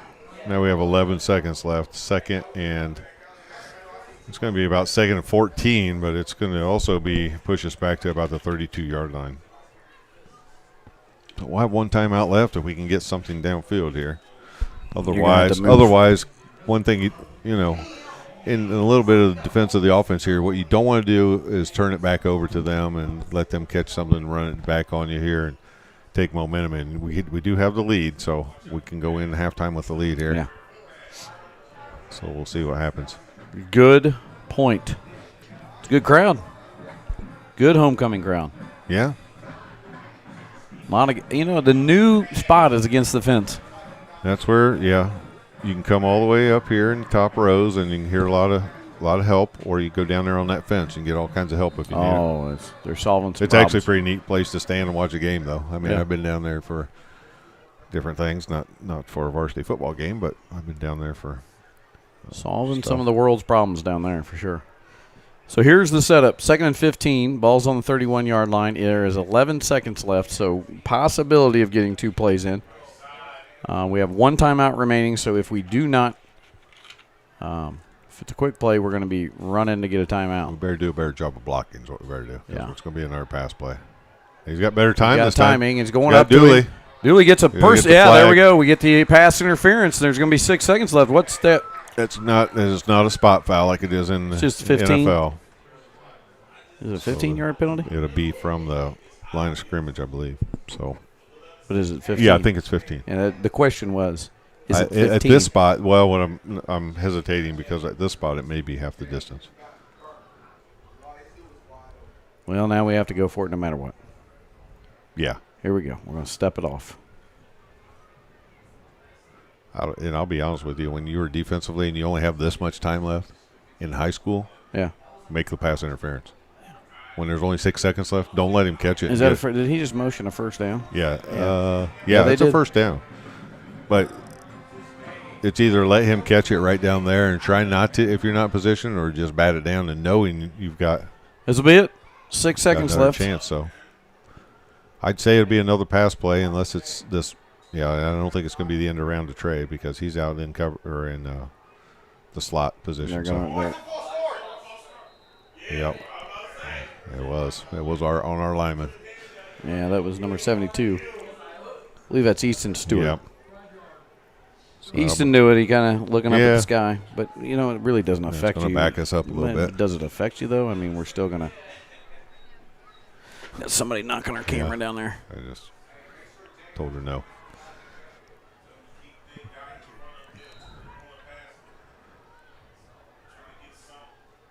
Here we go. Triton Blevins, 6 seconds to go. See if they bring everybody. I think they're going to blitz. We got Trey across the middle if he can get it there. And Trey's open. Trey's wide open, and that's a touchdown. Trey Adams. I saw that play developing, and if I turn on the lights.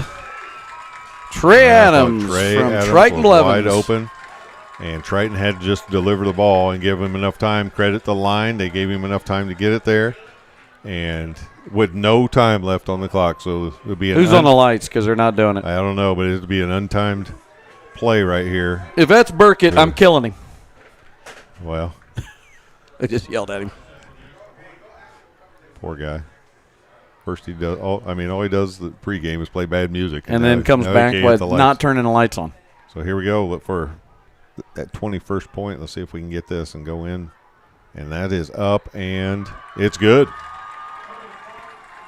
And that'll take us to the half. It is halftime. 21-8. Is there no one out there? No one on the lights out there? No. Let me help you out a little bit here. Go find out. Paid a lot of money for that. Oh, we got Stafford on the lights. Well, great way to end the half, though. We've been looking for some momentum plays like this all year and take us right into the half. That if you're offensive coordinator Daniel Hansen or you are head coach Matt Knuckles, you've got to be excited about the way that half ended because it was a pass play that developed exactly like you wanted it to. And, boy, the next thing you know, Trey catches that ball right back into the back pylon and gets a foot down and was able to get the touchdown. And, man, that was awesome. It was fantastic.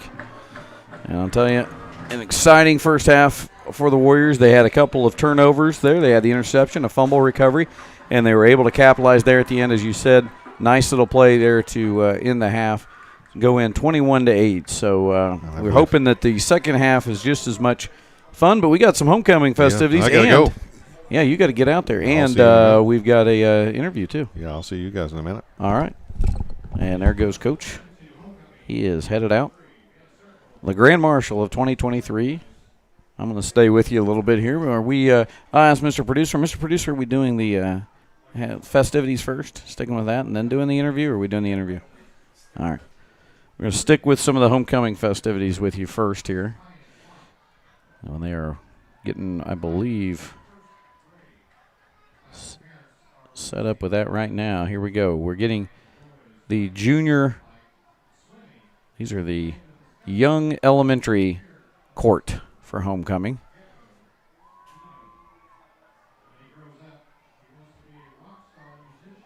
Hey, when he grows up, he wants to be a rock star musician. Who doesn't? Yeah, absolutely. Officer Stafford, come here. Sit down. Officer Stafford coming into the booth. I love this. You're going to have to eat that pizza later. There you go. Put that on. Officer Stafford, how are you? Good. It's good to have you on. Yes, thanks for having me. All right. So at the elementary, what do? Did they do every grade level? Every grade level.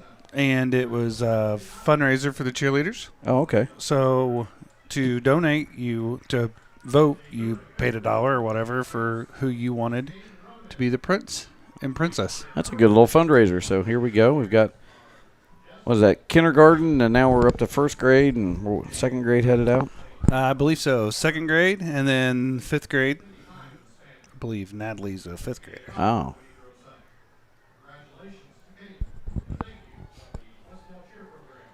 Look at that. The parents are loving it. Oh, yeah. And I think they raised like $2,000 That's kind of fun. for the cheerleading Yeah, program. that's really fun. That's really cool. So, what do you... What was your favorite homecoming activity? Powder puff, dodgeball, skits? Yeah, well, I like the parade. Yeah. I like the parade. Well, you're Parade's highly awesome. involved in the parade. You're the leader. I said earlier in the first half, we've been trying to get you to go down to the new edition so they would feel like they're part of the, they've been the new edition since the 60s. Yeah. Then maybe they'd feel like they're part of the, Right. yeah. Yeah. Maybe next year we could get it. Maybe we to could go move down it that in. way. I don't know. Maybe not break tradition either. Well, What is that Kai? that's Kai. What's Kai And got? He's holding something. I don't know. And that's Craver. I can't. Can't remember her first name. Sophie. Sophie. Yeah. And that's Caden Yeah. and Natalie. This is neat. This is new, and I like it. I It think is it's neat. pretty neat. And now we're getting into the high school court. These are the freshmen. Oh yeah, those are the freshman court. Was that Cam Vonderschmidt Cam? and Kylie Proctor? Yes, that is Cam and Kylie. And you can hear a little bit of that. There's a lot that they're involved in. We don't have all that listing for you, but at least we're bringing you the festivities. Here we go. Sophomores. Yeah, sophomores. Well, I know who they are. Kyla New and Owen Long. Yep, Owen Long, Kylan New right there are your sophomore class courts. Yeah.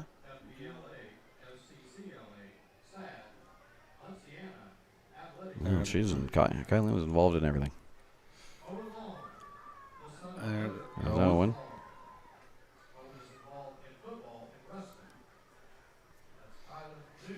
Is he backup quarterback? Owen? No, he's a tailback. Tailback. Okay. All right, here's juniors. Here's juniors, and Juniors, it's that's Malachi DuBois, Malachi DuBois. and Jade. Jay Dawson. Jay Dawson. There's some of the, we talked about this in the first half, the jeans that they're bringing back, the spirit jeans from the old days where they just kind of design up their jeans. She did that. She did that, and what I was told was they want to do that through the years till they're seniors, and then they wear them when they're seniors. They add to them every year. The only thing I would say is, just you got to stay in shape, I guess. You got to wear the same jeans for 4 years. That's true. Yeah. That is true. Get some bell bottoms on That's there. what I'm saying. You got to stay in shape. You got to be able to wear You those. gotta be able to wear 'em. Not that you can't. I'm just saying. Here's Jack Rooker. And Taylor. Is that Taylor? No, that's Abby. Oh, Abby Davis. Abby Davis. Abby Davis. She's Abby Davis coming off of a golf season. And pretty good golf season. yeah, she had a good one. She had a lot of personal records this year, personal bests. Taught her well. I didn't. You know have- my golf game. I Yeah, taught her very I know. I know you. We had you there as a consultant, golf consultant. consultant, A lot of people don't know that. well. They don't. Okay, Could have we went got. pro, but shoulder. Yeah, it was the shoulder. Shoulder. But then we have Nora and We're getting there. there they are. Oh, Blake Durr and Nora Kayward.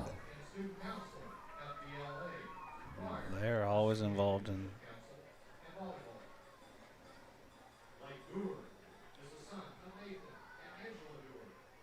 Okay, that's pretty cool. And then we've got the next group coming, and that is Corbin Price. Corbin and can't tell. Hannah. Yep, Hannah Gillum. And, yep. Okay. There you guys see They haven't Hannah's. announced the winner yet. Yeah, Hannah's got her jeans, senior jeans going. So I think that's going to be a good tradition when we bring that back. That's a neat idea. Well, they used to Unless do they're it. gonna make it in blanket or something. They used to do it back in the old days, Scott, back in the old 70s. Well, I don't remember those days. Senior cords. They weren't jeans. I think they were cords back then. But Hey, you know what I like? I just like to see the spirit. That's right. That's what makes homecoming so much fun, is to see how much spirit the kids have, and they have a blast. It was a great week. Great. Well, we're going into next week where they're going to tell us, I'm tired, I don't want to do anything. And then thankfully after that we have fall break, so they can get their rest. There's Cam Gleason and Morgan Skinner. Yeah. Well, there we go. Cam Gleason, part of the esports team last year that won state in Valorant. They You know, the other thing about Morgan is I've seen Morgan at so many events covering for the yearbook and for any of the Warrior creative stuff that she's been taking pictures for. I think she helps out with that. But primarily, I mean, she went to all kinds of things. She was at the Golf County. She's out there taking all kinds of pictures. She's a really good photographer, too. She's got a really good artistic eye when it comes to photography. And that's not easy. I think I just saw, was it Cam Gleason? Cam Gleason won, yes. Cam Gleason is the king. And who was the... Hannah Gillum. Hannah Gillum is the queen. Yep. Cam Gleason is the king. Oh, that's awesome. Oh, Third place. oh. You know, I heard a rumor in the hallways, like I always do. Was that the spirit stick? Right? No, that wasn't the spirit. Yeah, I think that was the spirit stick. Well, nobody went crazy.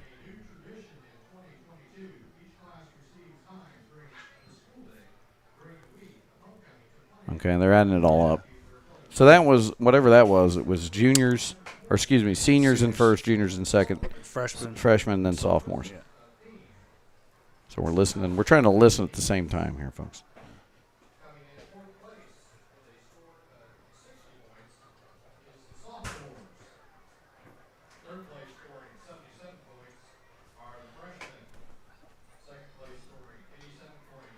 Third place is freshman again. I don't know about all that. Yeah.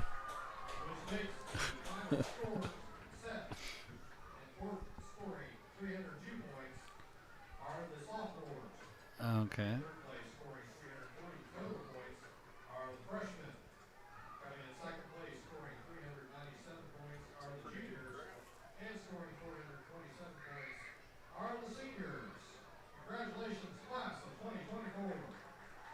You know, I heard a rumor in the hallways. All right, let's get to it. The seniors Uh-huh. always win for some reason. They do. I don't understand that. It's biased. It is biased. I think we need to have a recount. Hanging chats, Yeah. I think so. mail-in ballots. Mail-in ballot? That's where it went wrong. That's where it went They wrong. They quit counting. They quit. And Yeah, they in the did middle of the mail-in. night last night, they quit counting. I heard that, Yeah. too. So there we go. It's a funny thing, you know, and they said, you know, so-and-so's the leader, and then they went to break for about 4 hours and came back, and we had a completely different spirit stick champion. I think it's conspiracy. I agree. You know, if I were them, I'd probably go over to central office. Sometime around January, I'd head over to central office and just go That's in there. right. I would. Have it Just out. demand, you know. We're still talking about homecoming, right? Yes. It's okay. We should. Hey, look at there. There's a Grand Marshal. Look at him. There's the guy everybody likes to hear. There's Coach McLaughlin, Grand Marshal this year. My partner on the live stream. Not right now, though. Scott Stafford's here with me, the SRO.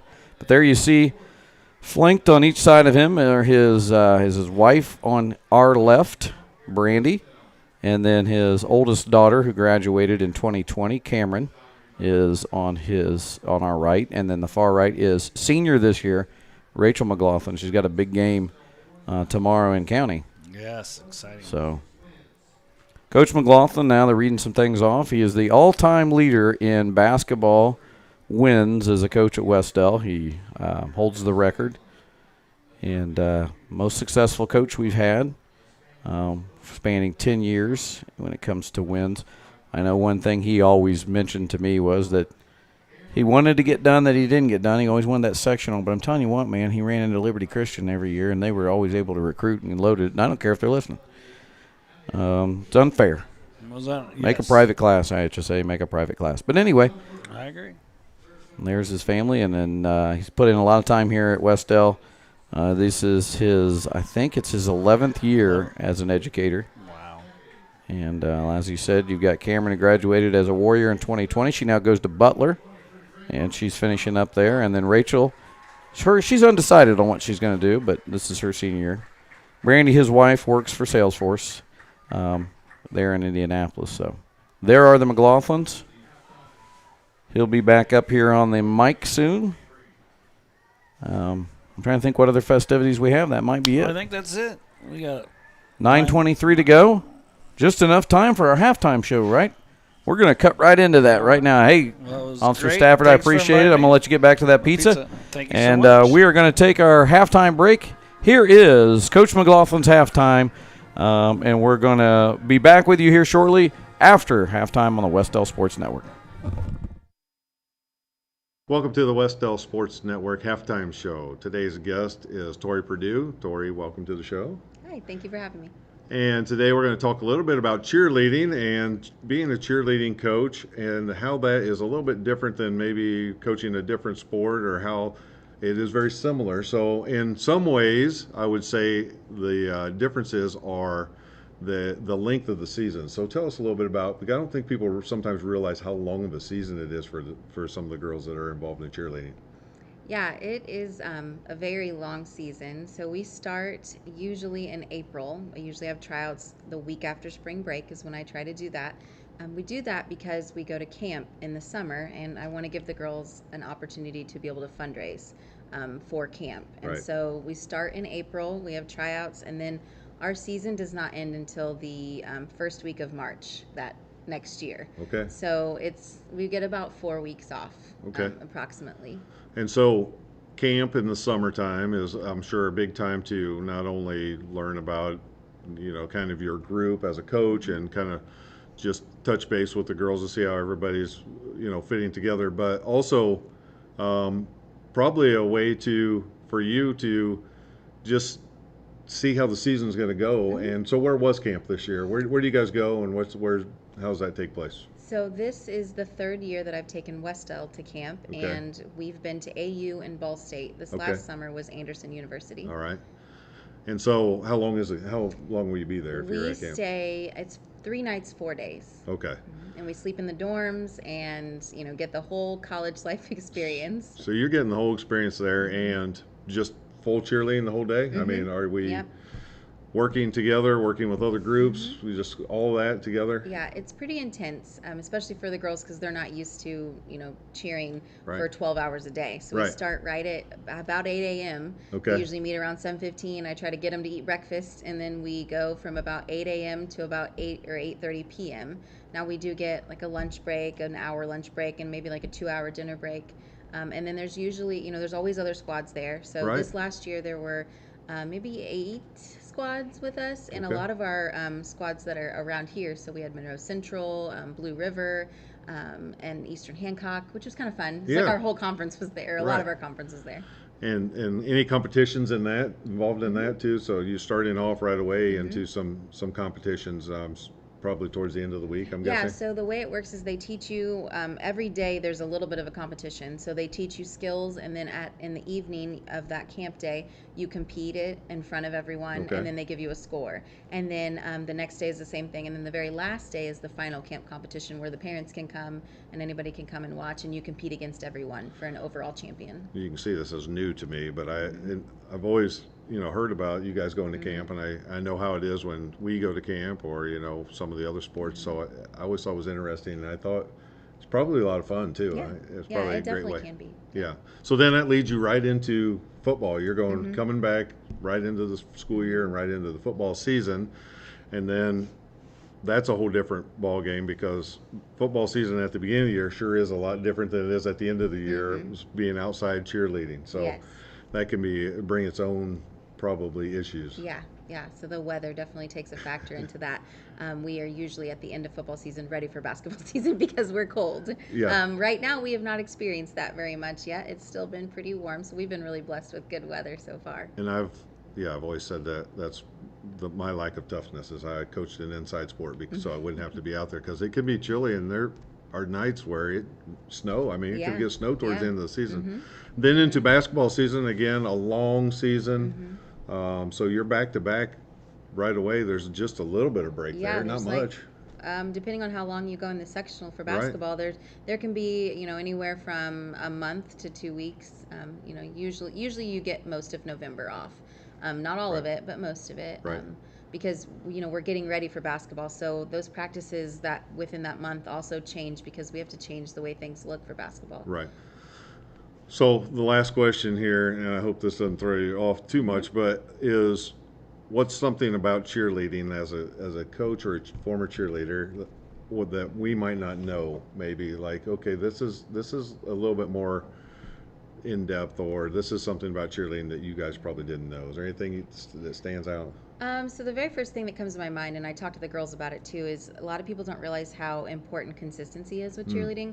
So because it is such a long season, you know, and we want the girls to play multiple sports, so we're sharing them with other teams because of our, you know, how small of a school we are. We really have to do that. Right. And so something about cheerleading that is just interesting to me, but also that a lot of people don't realize is how important it is to have all the girls there. True. And the same girls there and working with the same people. It's, Right. I mean, you need to be there so that you can do, you know, practice and see what works with, if we're basing together, you know, we need to have that consistency. So the consistency is super important in cheerleading and having those same girls doing the same things together. That makes a lot of sense. I can Yeah. see you. Yeah, that would.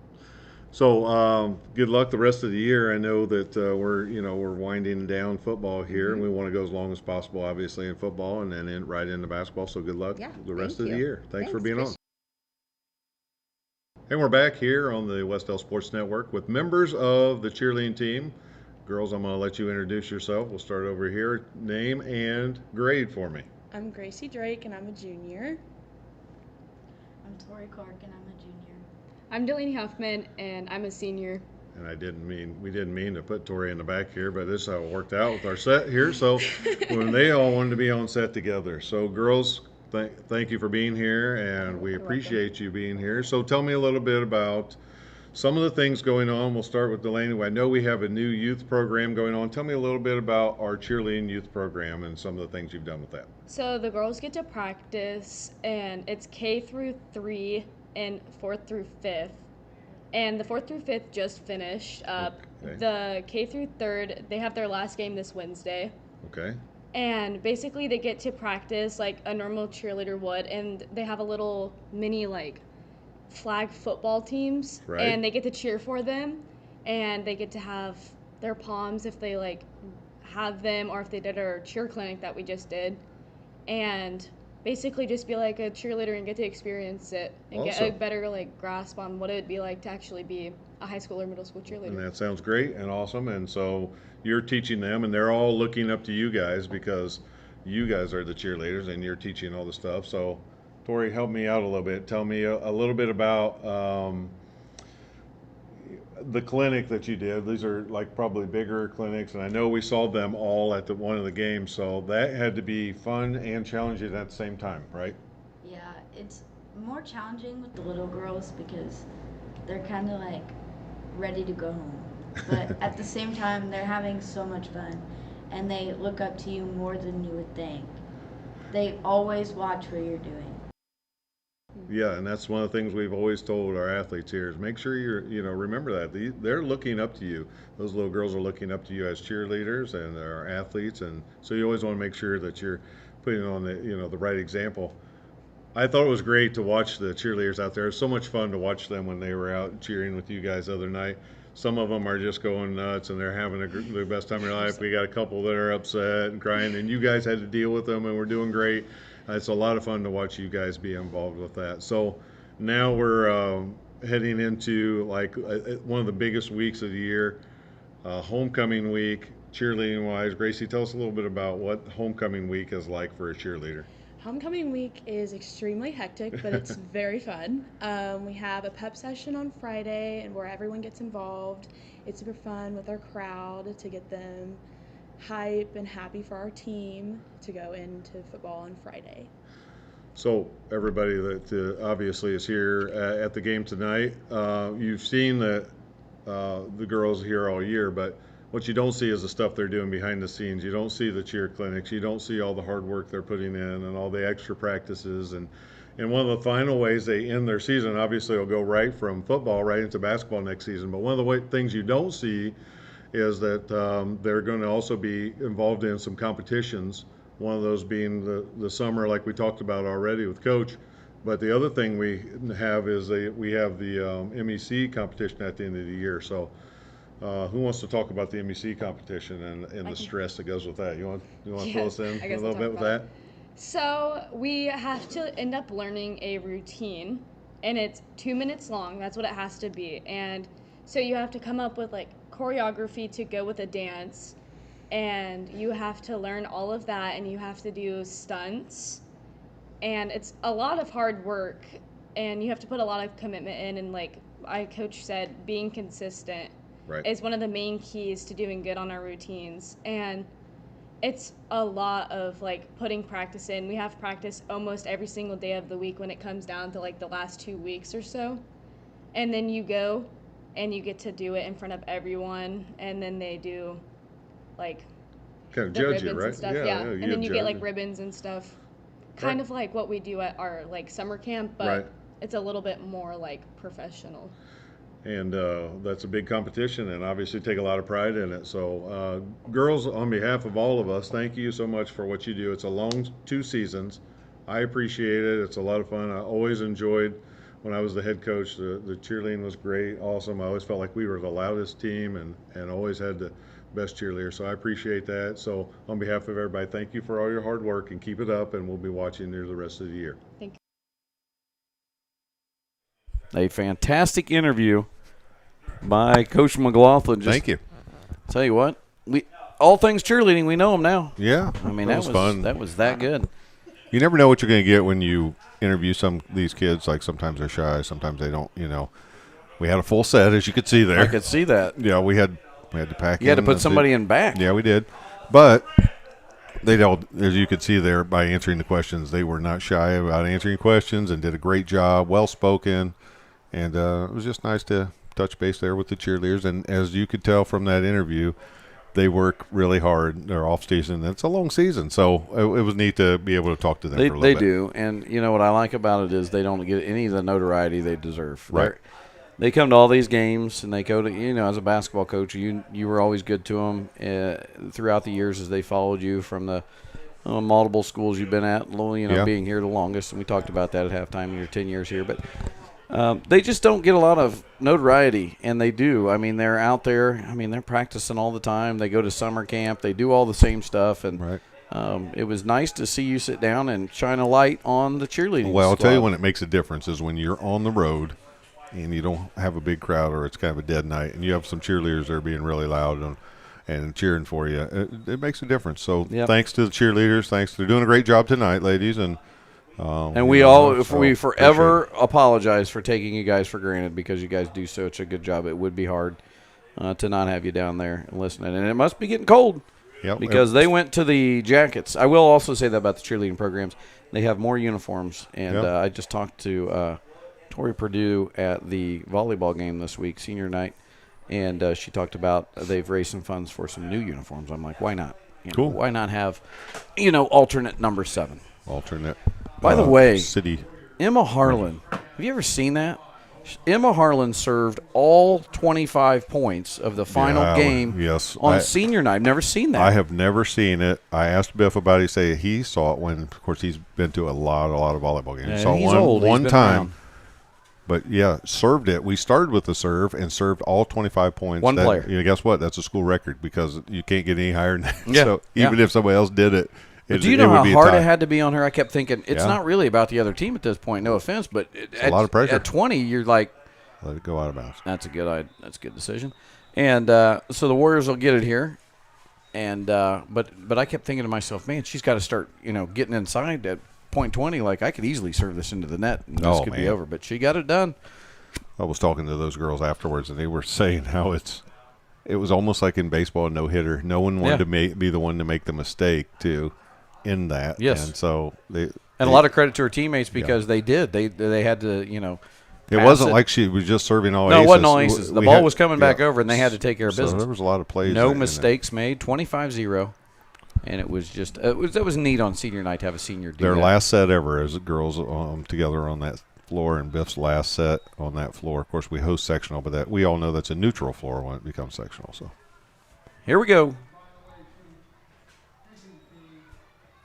What is he doing? Well, they're just letting them know the ball will be at the 40 because I it know, went but out of bounds. how late could that have possibly be? This crew is the king of late calls. My gosh. Well, I tell you what, they're going to be late to Applebee's. Here we go. 1st and 10. See what the Warriors do. They give it to Brock Nauman. He's got a nice run across for about 4 to 5 yards. Yeah, we'll call it 4. They're giving him 5, so it'll be 2nd and 5. That moon is way up there now, and it is full. It's a beauty. It's a beaut. It's a beaut, Clark. 21-8. Let's put some more points on the board, fellas. Blevins under center.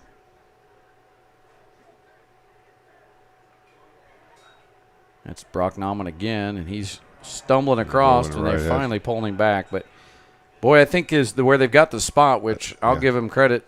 That's a terrible spot for Tindley, but that was a good spot for us. I think it's first down. Yeah, they're going to give the first down. Ball got to the nose of the first down yardage there, and so giving them the first down. Good Take it. 2 good runs by Brock to start us off here.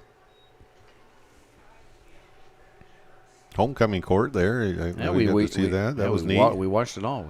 That was witnessed neat. it all. I Cam was right Gleason down there. and Hannah Gillum. 1st and 10. Warriors going after it here, trying to get across the 50. That's Brock again. This time, blow it dead, blow it dead, blow it dead, blow it dead. Finally do. And I give Tindley credit. They'd kind of let up, too. They were kind of waiting on the whistle, too. Yeah.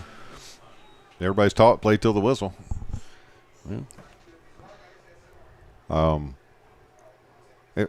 Correct me if I'm wrong on this. I will. I know you will. Have we been doing the little prince and princesses? First time ever. I like that. I thought it was really neat. It was a neat little. It was a fundraiser by the cheerleading. Okay. So the way we did talk about that, I guess, in the interview that they did that, but I didn't realize that was part of it. That was neat. Sometimes you got to listen to your own interview. Well, I'm a good listener. Yeah, I've noticed that. 2nd and 9. The ball's on the 46. Good for Gitter, too. Yeah. There's Brock again. That didn't go anywhere. We've run this one dry, I think we have too. You know what? Maybe an end in around here to Trey. Maybe setting something else up because that's going to be 3rd and 9 still. You know, he almost looks like the Kenny Rogers is bad. He almost looks like Kenny Rogers and Tommy Lee Jones had a kid. Okay. It's like Kenny Lee Jones. Kenny Lee Rogers. Kenny Lee Rogers. All right, let's see what we dial up here from Coach Hansen, and it looks like it's going to be that pitch around play to Trey, and they may have talked about Trey it. got it. He got it. That's all. That's just great running by Trey. And now, listen, there's good blocking there too, but it looked like that was going to get stuffed back for nothing, and Trey found a couple ways to get through there and picks up the first down. Excellent run by Trey. 1st and 10, and we're going to be on the 46-yard line. That's a 45. Yeah. There we go. They fixed it on the board. 9-10. 21-8 on the Star Financial scoreboard.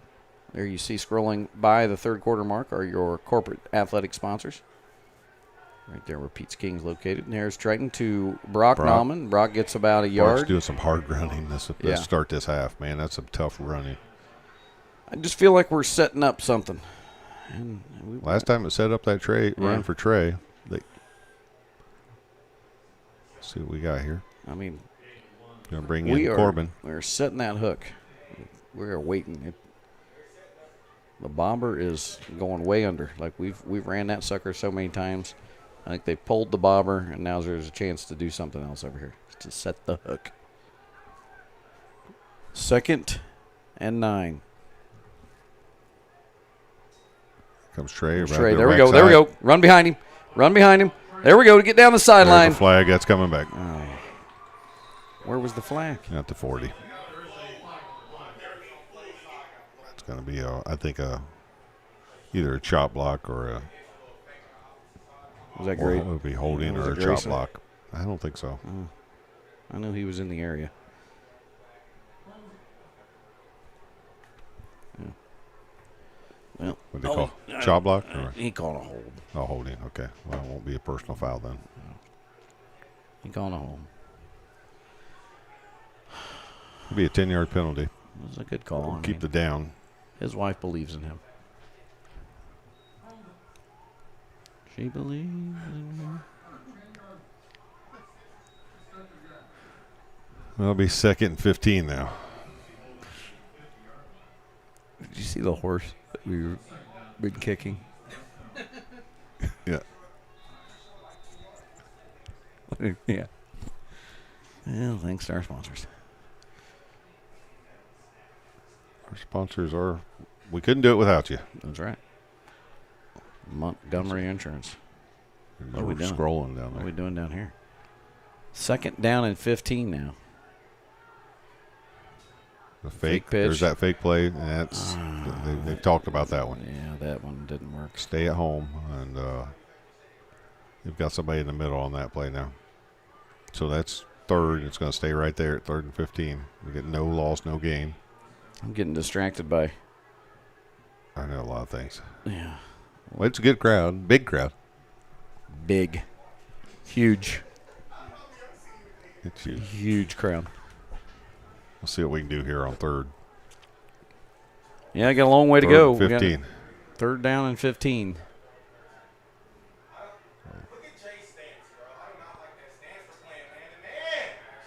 And that's I up. don't know about this one. I don't know about Trey's this open. one. He caught Got it. A great pass play and nice pass by Triton. I mean, Yeah. Trey just turned around. The ball was there. Made the play. Trey made sure took that one right into his body.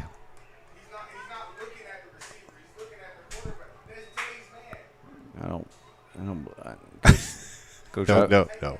Coach, I wouldn't take it. I don't believe it. No. I don't think it's just for you. It looks like it's got 2 straws in it. I know. 6:50 to go. Coach is somebody trying to give Coach an icy, No, I told my daughter that she saw him. That's my man Philip. I told her if she saw him getting him an icy tonight. Oh, that's nice. I like Philip. Ooh, that's a good man, hit. I'm telling you, Brock he's going to be Was sore a tomorrow. Good hit, number 6. Yeah, he's made some nice tackles tonight. That's I'm going to say his name wrong. Number 6? Well, that's Aspen Mosey. That's not how you say his name. And I guarantee you, if the Tindley people in the chat, we're sorry. Coach can't see.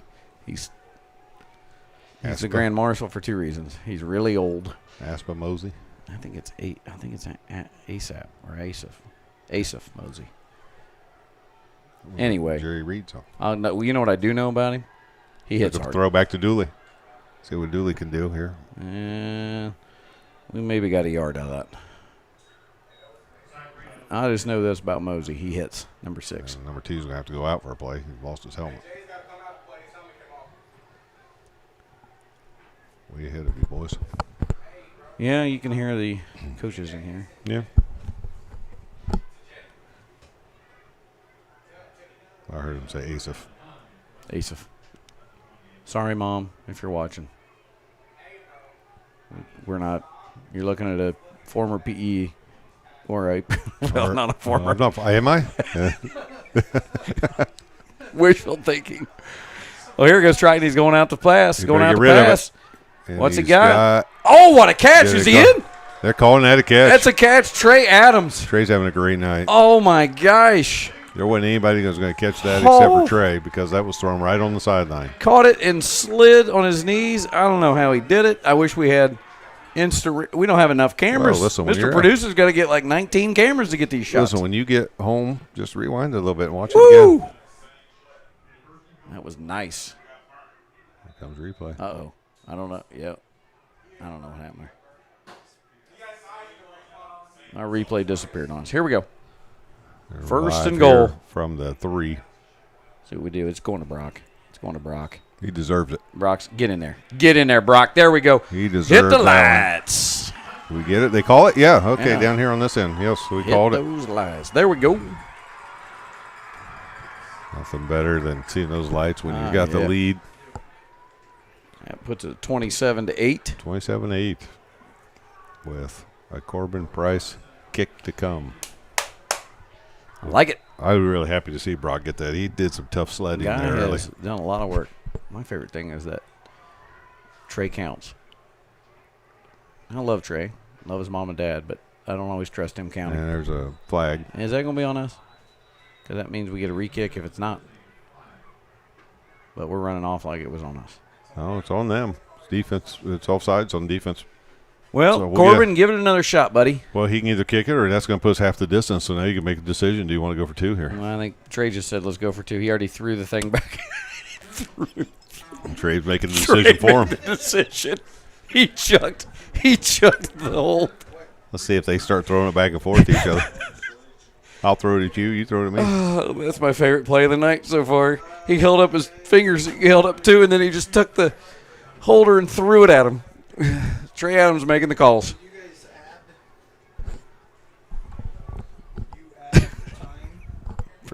Forget that. Poor Corbin. No, we're not doing that again. Here we go. So now you're at the 1.5 yard line. It's going to Brock. Yep. And it didn't go. Didn't go anywhere that time. I think they kind of knew that's what was going to happen too. Yep. Brock, after that tackle, was wishing we would have tried to kick it because he took a beating on that one.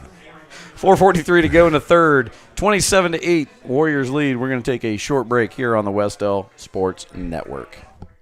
At Indiana Farm Bureau Insurance, we're not just good at insurance. We're good at Matt's 1-car, 2-bedroom apartment with a home office/home gym insurance. We're good at Nick's SUV and farmhouse with a remodeled kitchen/art gallery insurance. And we're good at the Wilbur suburban home with a 2-car garage/rehearsal space insurance. Have you seen my hockey socks? Have you checked your sock drawer? Start with Indiana Farm Bureau Insurance and stop knocking on wood. When I'm not racing at the track, I do like to take things a little bit slower. But even with my foot off the gas, I'm still driven to save lives. So if you're like me and you like hunting and fishing, you could do something to save lives too. Just say yes to being an organ donor when you get your hunting or fishing license online, or when you renew your Indiana driver's license. Join the 4 million Hoosiers who have signed up to save lives. We're back here at Paul L. Parker Field where the Warriors lead 27-8 with 4:43 to go in the third quarter. Coach is helping us out. We got a little camera disconnection down on the field in our second camera. Coach is trying to get that sorted out now. He's getting in contact with our administrators that are heavily busy talking about something random on the sidelines. Ooh, that's off his hands. Get back there, boys. Get back there. Oh, he's got to pursue it. Got to pursue it. Get the tackle. There we go. All right. That ball come loose? No, he held on to it. Nice job. Nice job. And a good return, honestly, after that went off his hands by number 17. That is Jacrae Smith, I believe. He's a freshman, if I got that right. I thought that was 17. Ball's on the 23, 1st and 10. Well, we told him. I saw Denny tell him, and let's see if they do it. Well, they just got to plug it back in? Is that the? That's what I told him. Well, Denny's over there now. Here we go. He doesn't know anything about tech. A clue about technology. I'd be better. That's coming from me. Yeah, I'd be better off sending. He does probably know more than me. Oh, we got a flag. Ooh, yeah, good nice grief. Nice job by Jonah Whitworth. He had to get around 65, who couldn't do anything but basically hold him, and he still got around him. Looks like I think they're offside, so I think we'll decline this. We'll take the sack. Well, you never know. Yeah. Let's see what he says here.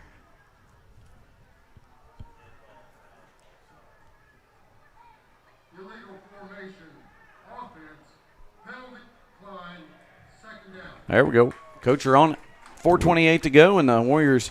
That's going to, bring a long second down. Drop them back. Second and maybe. Ooh, that's 18 at least. Yeah, second and 18. 18 maybe. Yeah. We got him. Got him. 4:15 to go. Deion Richmond, though, can make this happen. Come on, boys, tackle. There's Grayson. Get him, Grayson. And Oh, we've got Luke Powers with him. There's the whistle. Everybody stops like they're supposed to. Nice job, boys. Luke It Powers. was a hard Grayson Mealy. run to only pick up 3 yards. Yeah. We did a nice job of making a good tackle there to limit that because he had a good head of steam going. That should be third down. That guy just put up 2. It's Yeah. got to be 3. Maybe he was a former shop teacher.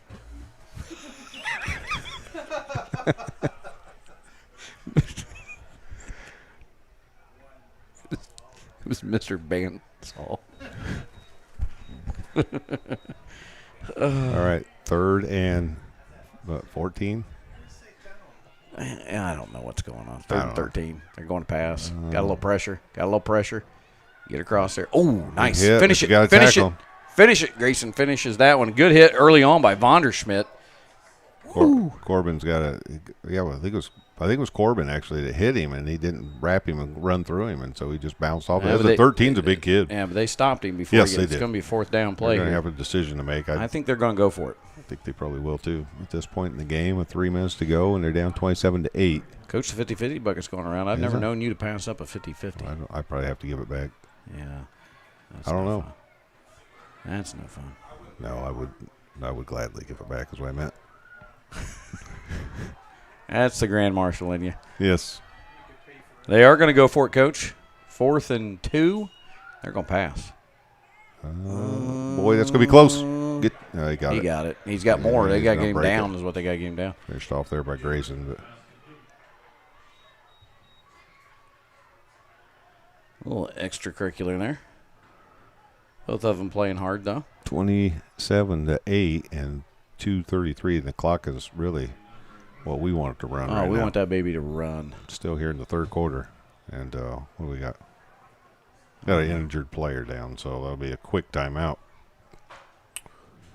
for injury. Well, they may you know have what? a trainer. We'll take a quick one. All right.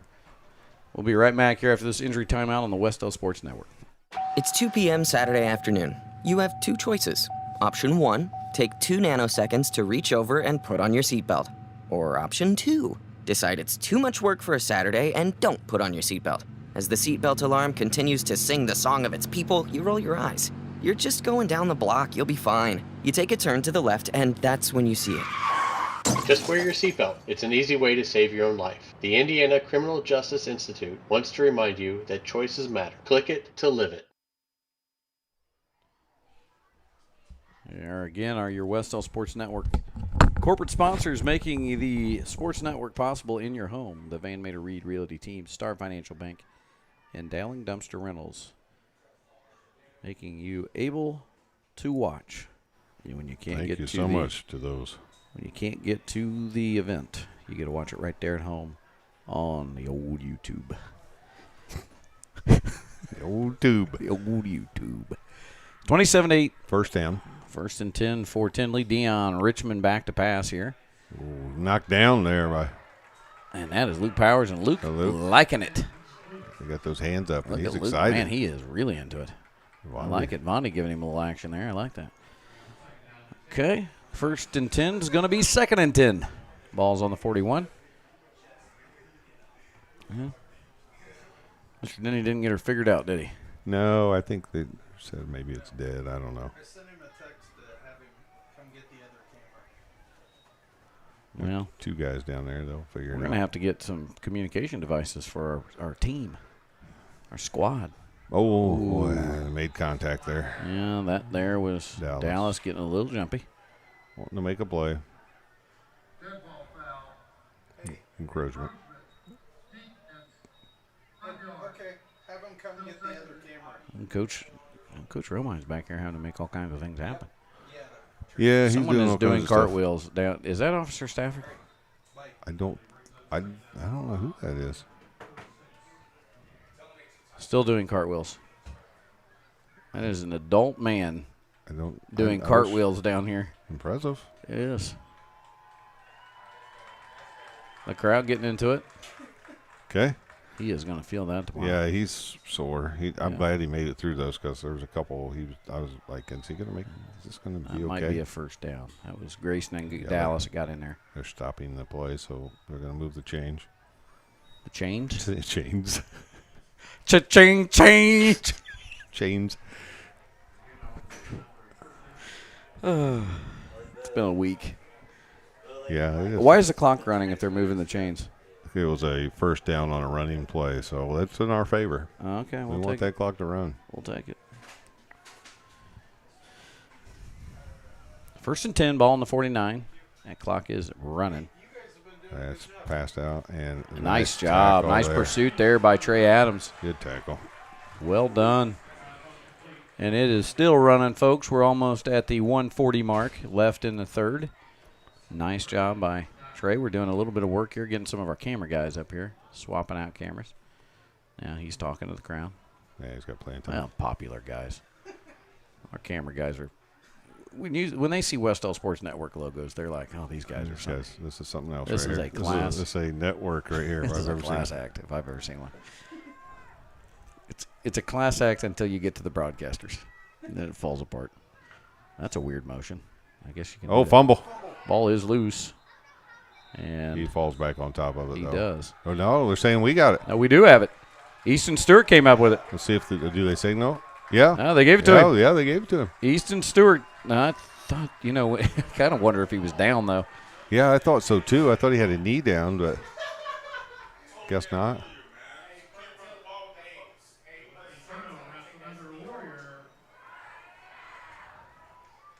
Wow. Well, they're going to look like he might have been down, but I don't know. Nevertheless, the Warriors get it back. Warriors will take it on the First 47. and 10 on the 47. 104 to go. All right.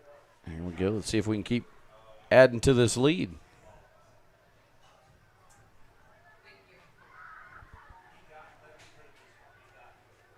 Triton Blevins here. Adams in motion. It'll be a fake pitch, and this is handoff. Triton's got some room. He's got the ability. Gets outside, gets past one, gets to the outside, and a first down. Ooh, and there's a late hit. That's going to be a late hit. He immediately went up. Good sportsmanship. I think he just and it was late, but I think he went up and immediately was like, help you up. Yeah. I don't think it was any type of. He wasn't trying to hurt him. No. I think that's what you're trying to say. Yeah, that's what I was looking for. I was looking for the word, but words are not always my friend. Well, it was clearly out of bounds, but I don't think it was super malicious there. There you go, malicious. I like that one. Yeah. Can you spell that? No. Okay.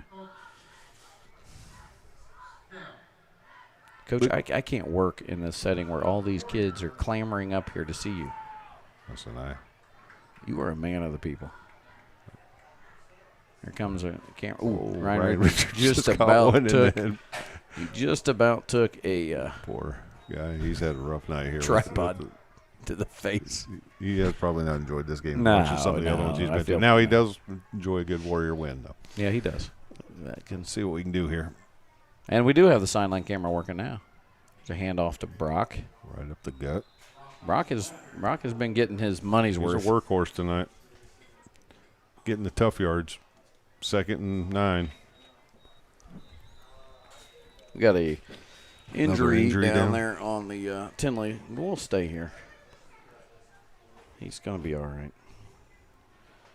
42 seconds left in the third quarter. Warriors lead 27-8. It's been a nice. I don't know if it's sectional tomorrow for cross country or if it's just a meet. I don't know if we're quite too sectional yet, Yeah, but I know they have something. I know cross country has something going on tomorrow, and then we have volleyball going on. So, for some reason, I always felt like sectional ran the weekend going into fall break, it's right and around then October, regional was the weekend coming back. Yeah, I believe you're right because I feel like it was October. So I don't. They're somewhere tomorrow. It's middle school, yeah. That's what I was thinking. I don't think it was what you were thinking, but I know there's some cross country running tomorrow. Yeah, they're going to run fast and hard, and I'll tell you, that's what I'll tell you. Did you do the cheerleaders tonight? Did you get them? I did. Yeah. Yeah, it's been a long game. It's been a long week. I haven't talked about. Let me see if I can find this here for you. The managers. Yeah. Taylor Watt, Ruby Stewart, Maya Dobbs, Riley Hill. Working down there. I feel like you almost felt like you said Ruby there. I did say Ruby Stewart. Ruby Stewart. Ruby, don't take your love to town. Yeah. Another Kenny Rogers classic. Yeah, I walked right into that one, didn't I? 24 seconds here. Let's see if we can punch one in. That's Trey. It's Trey Adams looking for some room. And there, guess who it is? Number 6. It's number 6, Mosey. Ooh. They blew it dead. The ball came out, but it was after the whistle. Come on.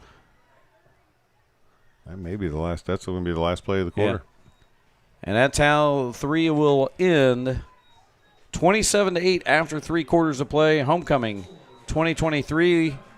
We're going to take a short break, come back for 4th quarter action. Let's see if these Warriors can pull it out here on Homecoming.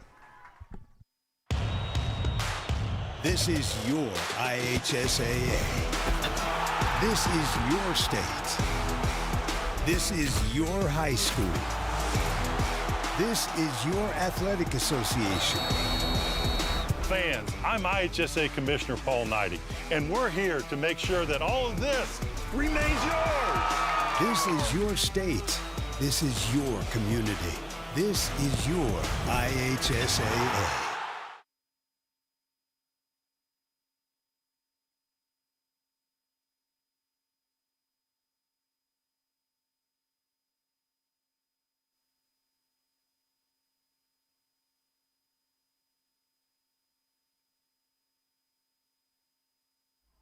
And we're back here. I'm solo.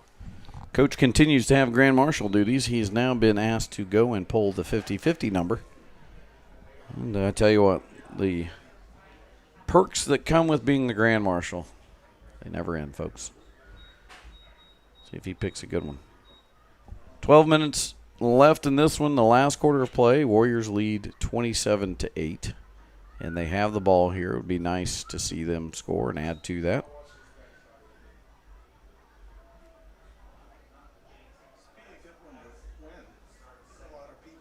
And we do have a lot of people. You were right about that, Mr. Producer. Here we go. 3rd and 7. Need to convert. It's a fake pass play. He's got some blockers to the outside. Blevins across. He's got some room. He's down, and he is in for the score. And I see no laundry on the field. Turn on the lights. And the Warriors extend their lead now. It is 33-8. All right. I got back just in time for that. I think they're going to go for 2. And I believe if they score here, the clock begins to run. No, not quite. Sorry. It'll be That a was terrible math. 35-point lead. Not just 35 points. Yeah.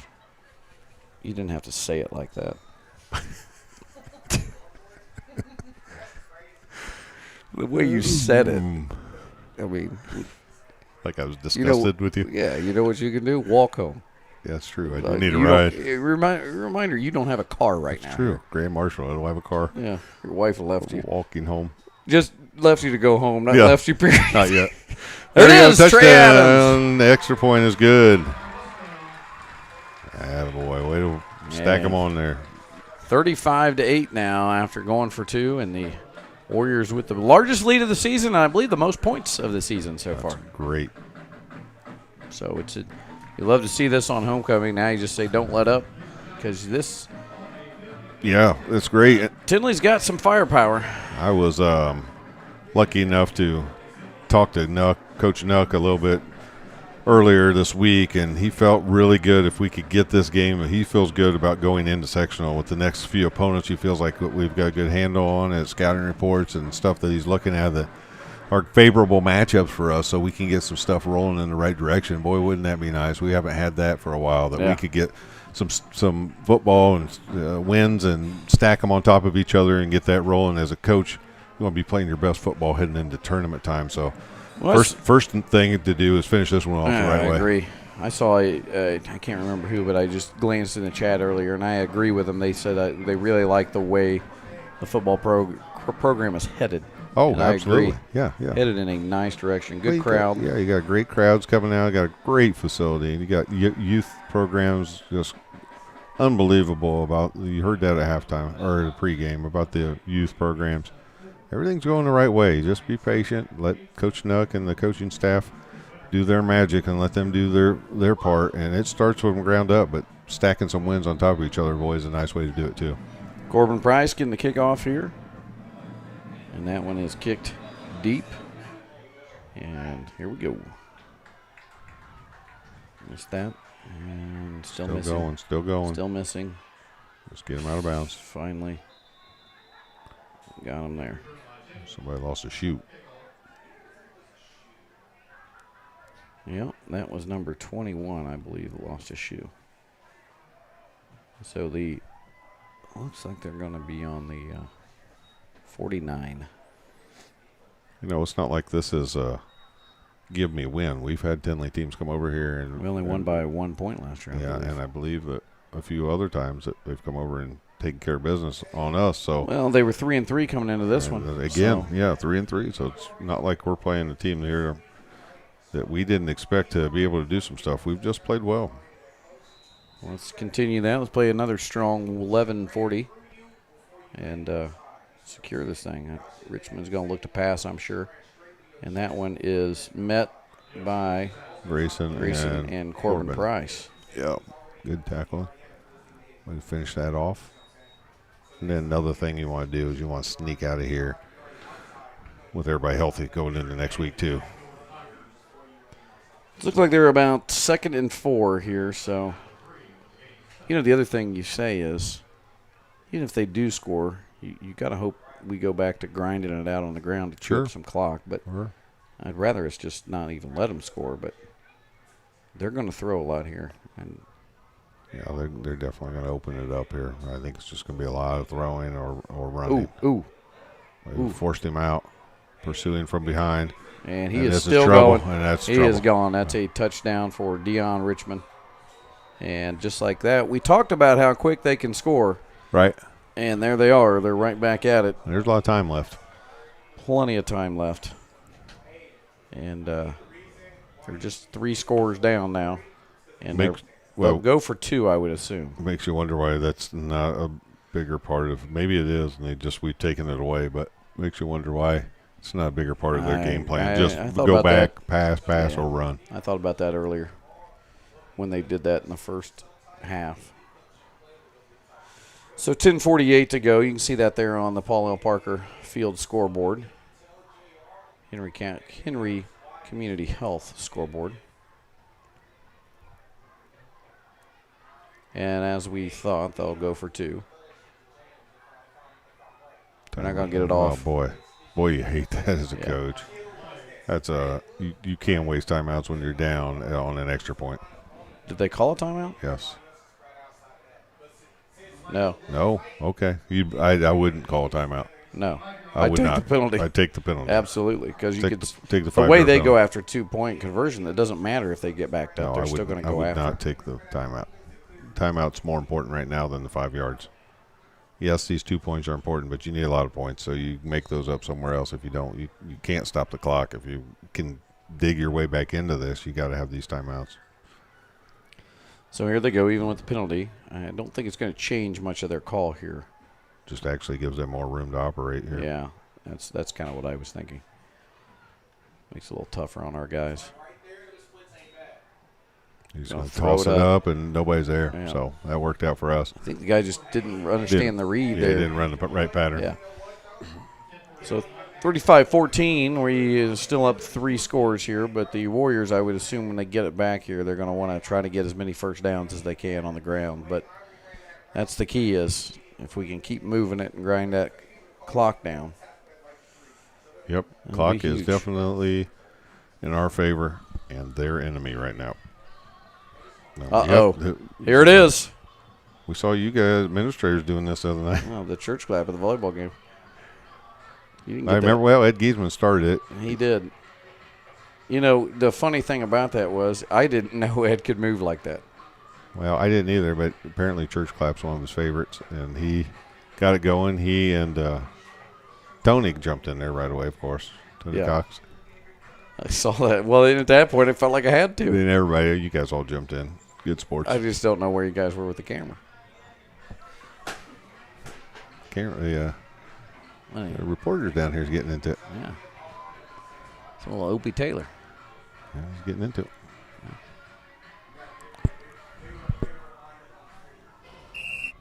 At Indiana Farm Bureau Insurance, we're not. Okay. I think Mr. Romine was trying to go to commercial break on us. Yeah. He'd had enough of the church clap. Yep. Oh, they're yelling at somebody over there. I don't know who they're yelling at, but man, they are trying to get somebody's attention. Back up just a little bit, maybe for us. A squib kick. Expecting a little bit of it. Yeah, get up there and get that. Get up there. You got to get it. Once it goes. Oh! Once it goes 10 yards, you got to grab that. That's live, so it's really not a dirty play. Triton. I'm not sure why Triton let that thing roll that far. You got to run up and get that because once it goes 10 yards, it's live. I don't know what happened there. Anyway, Well, anyway. Anyway, we got the ball at the 25. Ball's at the 25, 1st and 10. We need to chew up some clock, folks. 35-14 lead.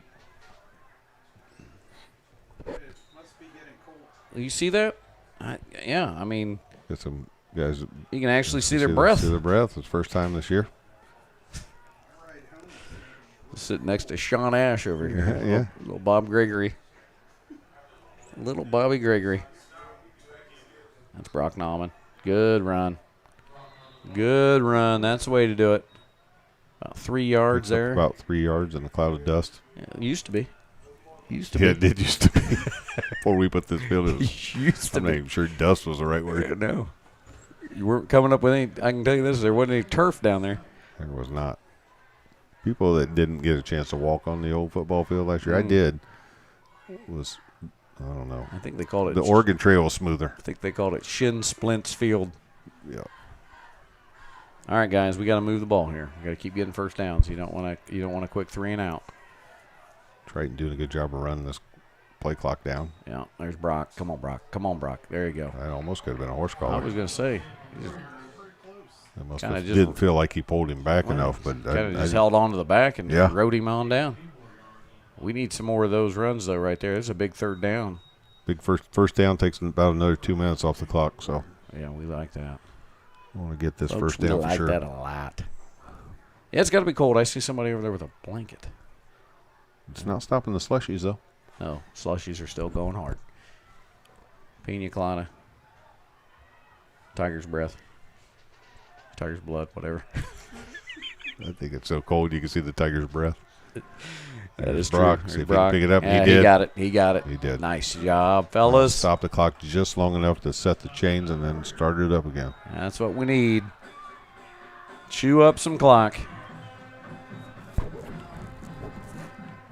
And there we go. We wind it. You know, the only thing, and I don't want to get too ahead of myself here. Okay. What I'd love to see is this right here. Yeah. And then see our girls win at 11 o'clock and be in the Be championship awesome, wouldn't it? tomorrow night. Yeah. Wouldn't that be fun?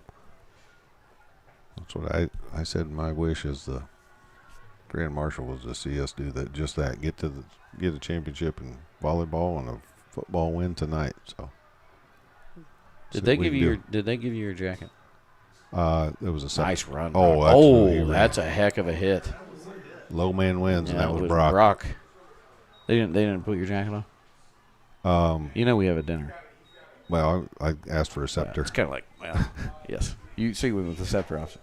It's kind of like Masonic Lodge. We can't talk about it, but there's a dinner. Okay. It's what they get all the Grand Marshals back together. All right. It is I grand. can't do anything about it, but Can't tell you what we have to eat. It's secret. 8-13. Second down. Yeah, second down. We just keep this ball rolling. Another first down would be a killer. Yeah, or keying on Brock, blow it. It's not. I don't know. I think that was, for some reason, I feel like that might have been an option there. Because Triton keeps saying that was on me. Well, yeah. I was going to say, if it was an option, it wasn't the right option. No. He needs to. And credit for Triton saying, hey, listen, I need to pull that back out and either give it to Trey or run it myself. Yeah, but the clock ran, so the clock's still running. Just as good. Didn't lose anything on it, but he didn't get much. No, but, man, I'd like to convert this first down right here. 3rd and 7 on the 40. It's one of those deals where you could probably have set yourself up for a short pass play, but you'd almost rather run another 45 seconds off the clock. So I don't know that. Oh, yeah, there we went. False start. Finally got it. This crew is slow on the flags. Well, listen, the ball goes up, ball goes down.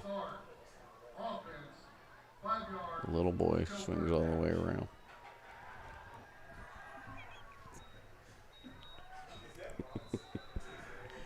Yeah, you're going to wind the clock. I am the greatest. It is. I don't know. I don't think we missed too many of them. I know he had a lot of hits, so. As they would say on the Three Amigos, he has a plethora of hits. 7 minutes to go in this game. 3rd and 12. Well, we're going to throw. That's that little screen. Ooh. That was not the play. That's going to stop the clock with 6:46. Yeah, we're going to be punting away. Here comes the punt squad. And they're going to start taking more chances on offense to try to get themselves back into this. And again, the clock is in our favor, but the chance I would take is give it to Dion Richmond. Yeah, no kidding. Let him run.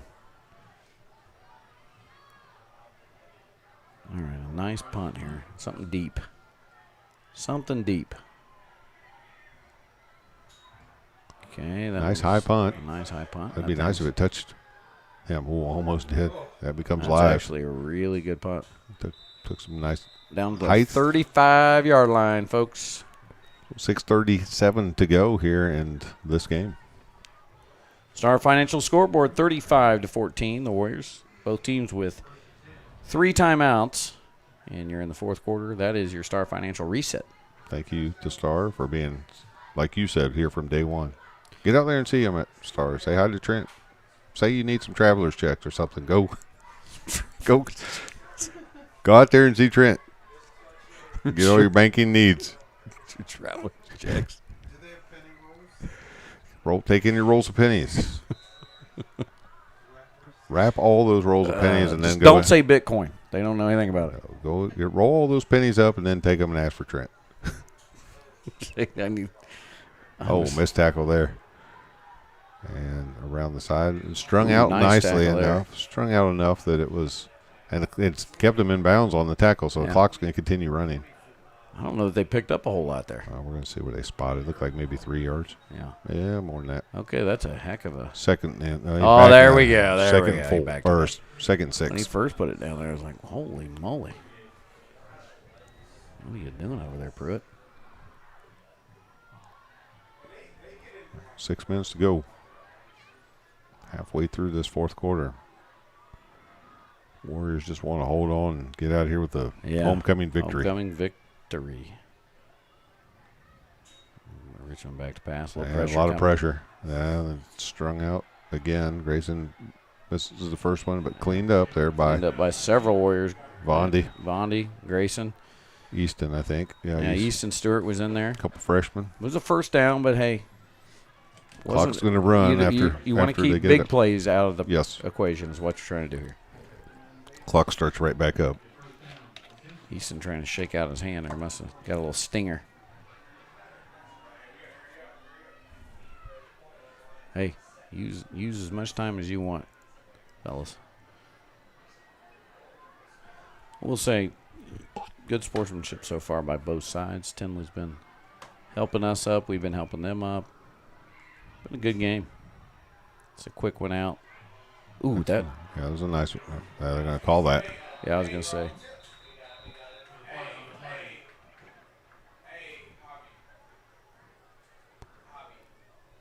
I don't know if that was as much a hold as it was. Maybe they're going to call that like a blindside block.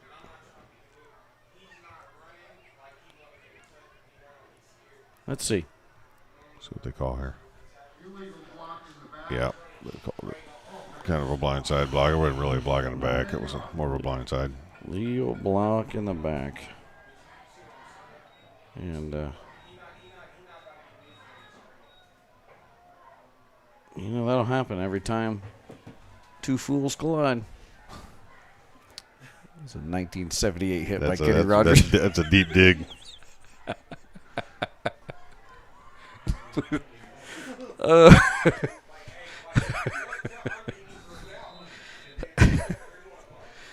Oh, this is awful. This is an all-time low. Oh, they got a flag. They're going to run it, and he's going to cut back up. see what this flag see is. what this flag call is. It's pretty early. Let's see what we got. I got to get queued up here.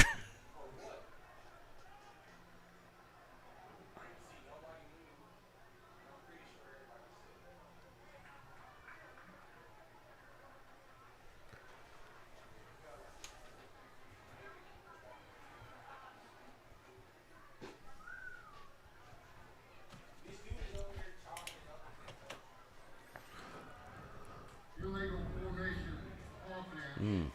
5 yards from the previous stop. Still first down.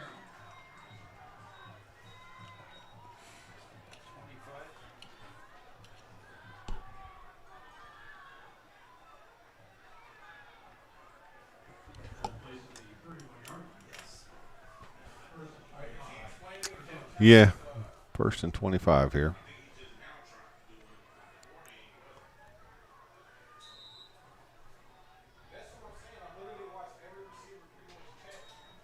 Here we go. Short Pass patterns. away. We'll give them the short ones. Yep, Just got to can't make give a up the tackle long there. one. Got to make a tackle. Trying to knock the ball loose.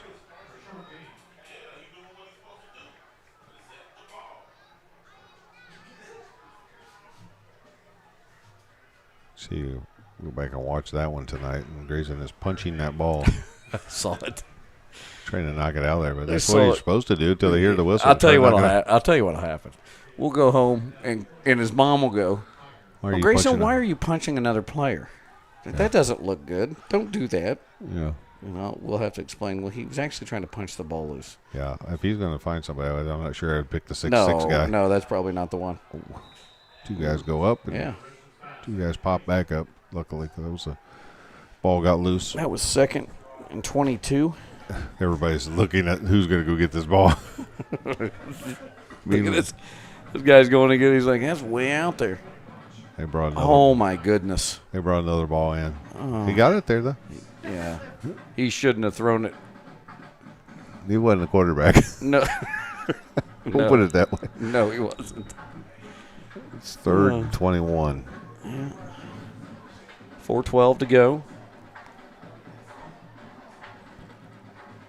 With the drums. Drum line is kicking. It's Dion Yeah, it's Richmond gonna getting be some pressure. That's going to come back anyway. Yeah, and that one is. They're going to call illegal formation, or illegal shift or something along those lines, and it's going to come back. They'll spot this for no reason because they're getting ready to take it right back. Now, I guess we don't know that for sure. We'll see if Nuck wants to take the loss of down here. Yeah. Nope, they're picking the flag up. Okay. So there was no flag. Two of them on the field, and I guess they didn't matter. So there were 2 flags flown. Well, dropped, not flown, but thrown. Thrown, flown. But, what time is it? Yeah, time for this game to be over and the 10. Warriors' victory. 10-10. Clock's running, though, and it's 4th and 11. 4th down here. This will be a big stop, and the Warriors could pretty much run it out if they could hold him here. And he's back to throw. He's going to have room. It looks like he's going to try to tuck it and run it for the first down, and he's going to get it. And met there, but Grayson Mealy, but after he picks up the first down. That's okay, though. And the clock is still moving, 3:32. Well, the key there is they didn't get the touchdown. Yeah. We'll give them the first down. We don't want the touchdown. So taking a lot of time off the clock to make this happen. They just cranked it. So it's now under 3:30. Running out of time and running on empty with some of these guys.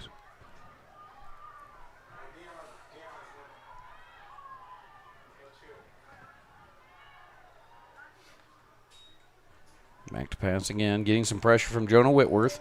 Tackle and then at finally got loss. it by Malachi Du Bois right in there. That'll be a sack. That'll go down as a sack. Yes. Pressure started with Jonah Whitworth, and then Malachi got in there and finished it off. And that's just a continuation of last week at Monroe Central, Yeah, where he those was two playing guys well. were playing well. We got a timeout here. Timeout. We're going to go to a timeout. Tindley timeout. You're watching Wes-Del Varsity Football on the Wes-Del Sports Network. Some see a student athlete working on a shot. We see a powerful lesson in persistence. Some see a student preparing for success on an exam. We see a student athlete preparing for success in life. Proud to keep education in front of athletics since 1903.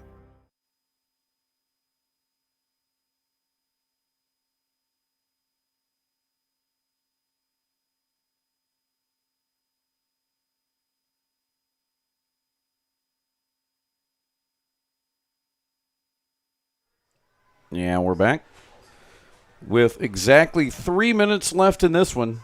With the Warriors on the Star Financial scoreboard leading at 35-14. It's been the Warriors from the start. They started off the game scoring the first points, and they haven't looked back. Tindley did have a lead shortly, 8-7, but that was quickly erased when the Warriors went down. Scored after that. And the only score in the second half for Tindley was a Deion Richmond scamper. And he's back to pass right here, and he's getting some pressure by Jonah Whitworth. That's picked off. And that is Abdulameer, I believe. No. Yes. Go, Dooley, go. Dooley's got room. He's got plenty of room. Oh, finally tackled from behind. Nice tackle. But that's his that's actually his third interception on the season, I believe. Nice run back, too, by Dooley. Tell you what was impressive was how quick 56 the lineman got down the field and caught him from behind. He moved. But that ought to just about do it here. Should seal it. Yeah, let's see what the Warriors do here. I think we just run things. Yeah, just run it. I don't even know if you have to. I'm wondering if we're close enough to take a knee here. We'll see what Coach Nuck decides to do.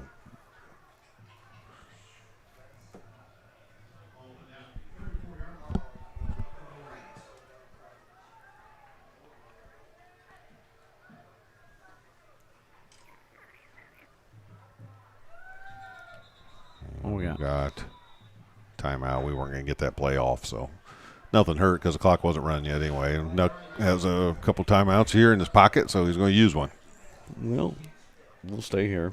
Okay. I think they've seen all the Farm Bureau and everything that they can do. Yeah, you can only watch Ryan Newman throw a cast 5 or 10 times a night before you've had enough of it. We love our sponsors, though. I mean, yeah. We just want those sponsors to know thank you very much for letting us do this. Why don't you buy them a rose?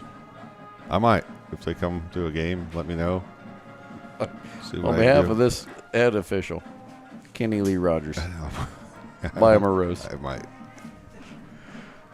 There you go. There's a look at the boys on the field. Coaching staff, Tony Cox, everybody looking good. Love those black unis.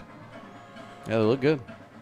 They look excellent. Nice. I like they've added the stickers, too. I like the stickers. Yeah, always love to get a test back with a sticker on. It didn't happen that often, but. Did you ever get the ones with the puffy, googly eyes? Yeah, I did, yes. Scratch and sniffs were fun, too. I bet. Didn't get them very often. I bet that, too. Let's see what we do here. Looks like we're going to run. Brock. 2 hands on the ball. There we go. Picks up 5. That'll be 2nd and 5. That clock just run. I guess we can't take a knee because they have timeouts. Yeah. So we're going to have to run, and they take a timeout. They take a timeout. See if they can get the ball back. Well, I'm going to go through and kind of fill you in on this week's schedule. Why don't you? I will. Let me get it open. Got a lot of technology over here. Well, obviously tomorrow we have we've talked about the girls volleyball at County. Yep. But the MEC, the middle school cross country, is at the MEC at Monroe Central. So it's the conference for the middle school. And I believe that's at Monroe Central now? It's at Monroe Central. Okay. That's what it says here. Now, Event Link is not always correct, but that's what it says. Can't remember. I feel like it used to be at Blue River, but maybe I'm wrong. And then in Wednesday, October 4th, the middle school cross country is at County, at Selma Middle School. And been there for years. And our volleyball team, middle school volleyball team, takes on Selma at Selma Middle School.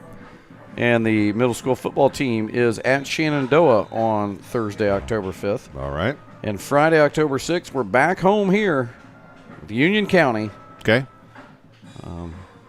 And then next Saturday, you got the Mechanical Invitational for the girls volleyball team. That's it. That's the only game next week. Yep. And then the girls middle school county in volleyball is that day as well. Girls volleyball sectional draw is this Sunday, so we'll know the sectional draw. So we're getting close to the end of some of these sports. And then MEC for the high school cross country is next Saturday.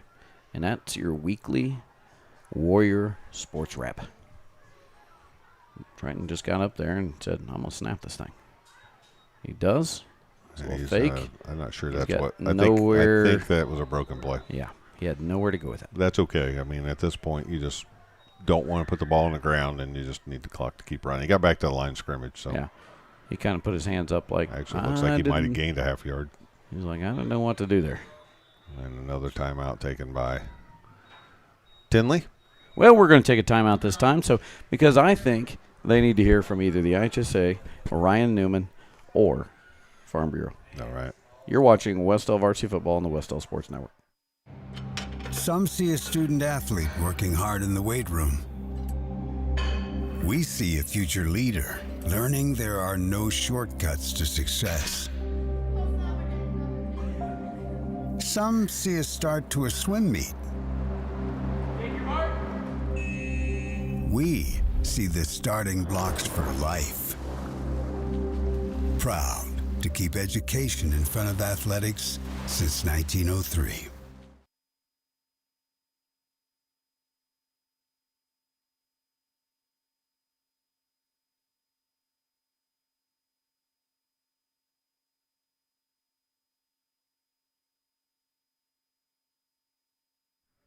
Folks, you're seeing it on your screen. Don't miss the Classic Car Show put on by the Wes-Del Music Department. It's also the Trunk or Treat. And you want to be out here on the 28th for that one. Trying to get them to jump, it looks like. I don't know what we're doing. Well, we got plenty of times here. Yeah. Using a lot of going to snap Brock. count. Brock and That's Grayson is be just... He was grabbing him, and he tackled him. Grayson just grabbed him. That's and he's still on top of him. Taking the time to get up. I don't know what. Brock's probably like, bro, what are you doing? He just picked him up and took him. Said, I'm going to take you with me. They got the first down, and they're out. Tindley is out of timeouts. Am I correct? Maybe one more. Let's see if they just. Coach, did you see? This run out. We didn't talk about this. You're a senior sponsor. Yeah. You and the great Ms. Bland. Yeah. Did you see who won the? I think we did, didn't we? Seniors did. Yeah. I know you're doing grand marshalling, but that's what happened. Congratulations. Well, I feel like that.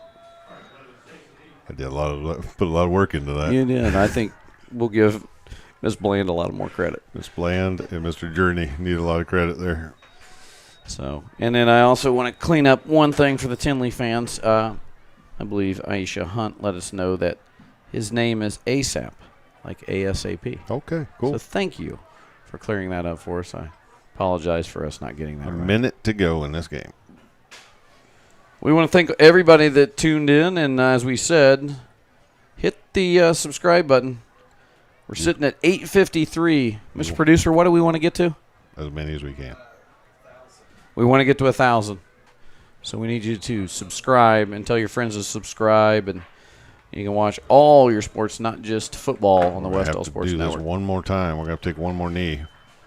Folks, and that'll be it. What a homecoming week, capped off here by a big Warrior victory. It'll be the second one of the season. They'll move to 2-5 on the year.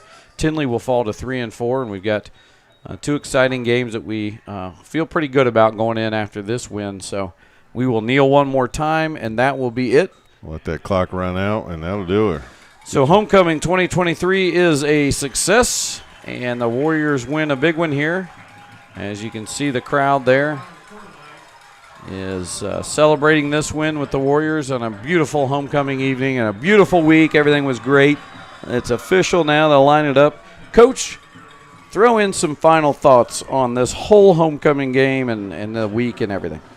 Well, we talked about all the fun stuff that goes on with homecoming and the parade and all the goodies and everything that we talked about. But what it really comes down to is this Friday night game. And Coach Knuckles mentioned it today when he spoke to the pep session about how, all this stuff is awesome, and leading up to this and acknowledging all of our athletes and our sports, especially homecoming football, and to come out with a victory against a very athletic and a very explosive offensive team in Tindley was a great way to just cap it off. And here come the students running out on the field, and they're going to celebrate with the guys, and that's a lot of fun for everybody. It just allows the whole community to be involved. The way we do homecoming is second to none, and for the boys to come out here and get a victory, boy, it's a special treat for them. It's been a fun week. And I got to agree with you. And, what was really neat is Coach Hanson's daughters running out there. I just saw them run out there. Yeah, all the kids are out there on the field. All the kids running out on the field and going out to congratulate. A great job by Tindley. I've been very impressed with them every year they come to town. Yeah. They're a class act. They do a great job. They carry themselves very well. Their coaches I love how they hold the kids accountable. Yes. But at the same time, they're out there caring about their guys. A very respectable program, and love that we continue to play them. So a big win here, 35-14. We're going to close tonight. I believe Mr. Producer has the Grand Marshal video that we're going to close with tonight. So a special ending to tonight's game. It will be the video geared towards our Grand Marshal, the surprise that they made today, announcing my guy to my left here, Coach McLaughlin, very deserving for the years of service here as a coach and an educator. So we've appreciated everything that you've done for us watching tonight.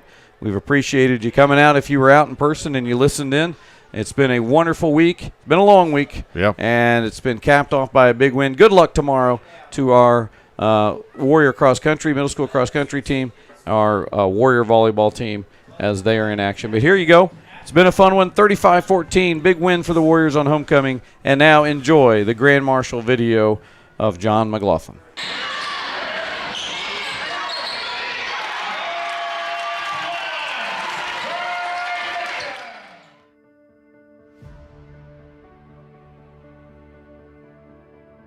The lasting relationships that he's had with his former players as well as the staff here and his staff has been unbelievable. And one thing that's really been good that he has done here, he started our grassroots program, which is an elementary program, played here on Sundays, and I know that a lot of our players and kids have already benefited from that, and they will continue to benefit from that in the future. That's what it really came down to with him, is that he cared for us in basketball, but he cared more for us as men off the court. He'll push us. And it's just, it was our effort. We started working harder. McLaughlin was very known for serving his community through Feed My Sheep. He's impacted me both on and off the court. He made me feel like I never left. He made me feel like I was part of the team for all 4 years.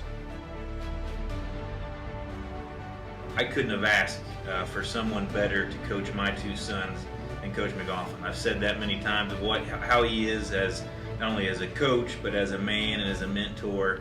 I couldn't ask for a better person to be involved in both of my sons' lives. It's inspired me as a person, but one of the biggest things that Coach has always taught me is the fact of giving back to where you're at, the community you're in. I've seen him impact his community in multiple ways. One of the biggest things I've seen him do is share his coaching styles and his way of loving other people through coaching. I love being in the same building as my dad because he's always there when I need something, especially if I need money or mini picture forms or a signature. My dad will leave a lasting legacy at Wes-Del for many years to come. Every decision he makes is for the greater good of his students or the community, and he's a true example of what it means to be a Warrior. I've known Coach McLaughlin almost my entire life.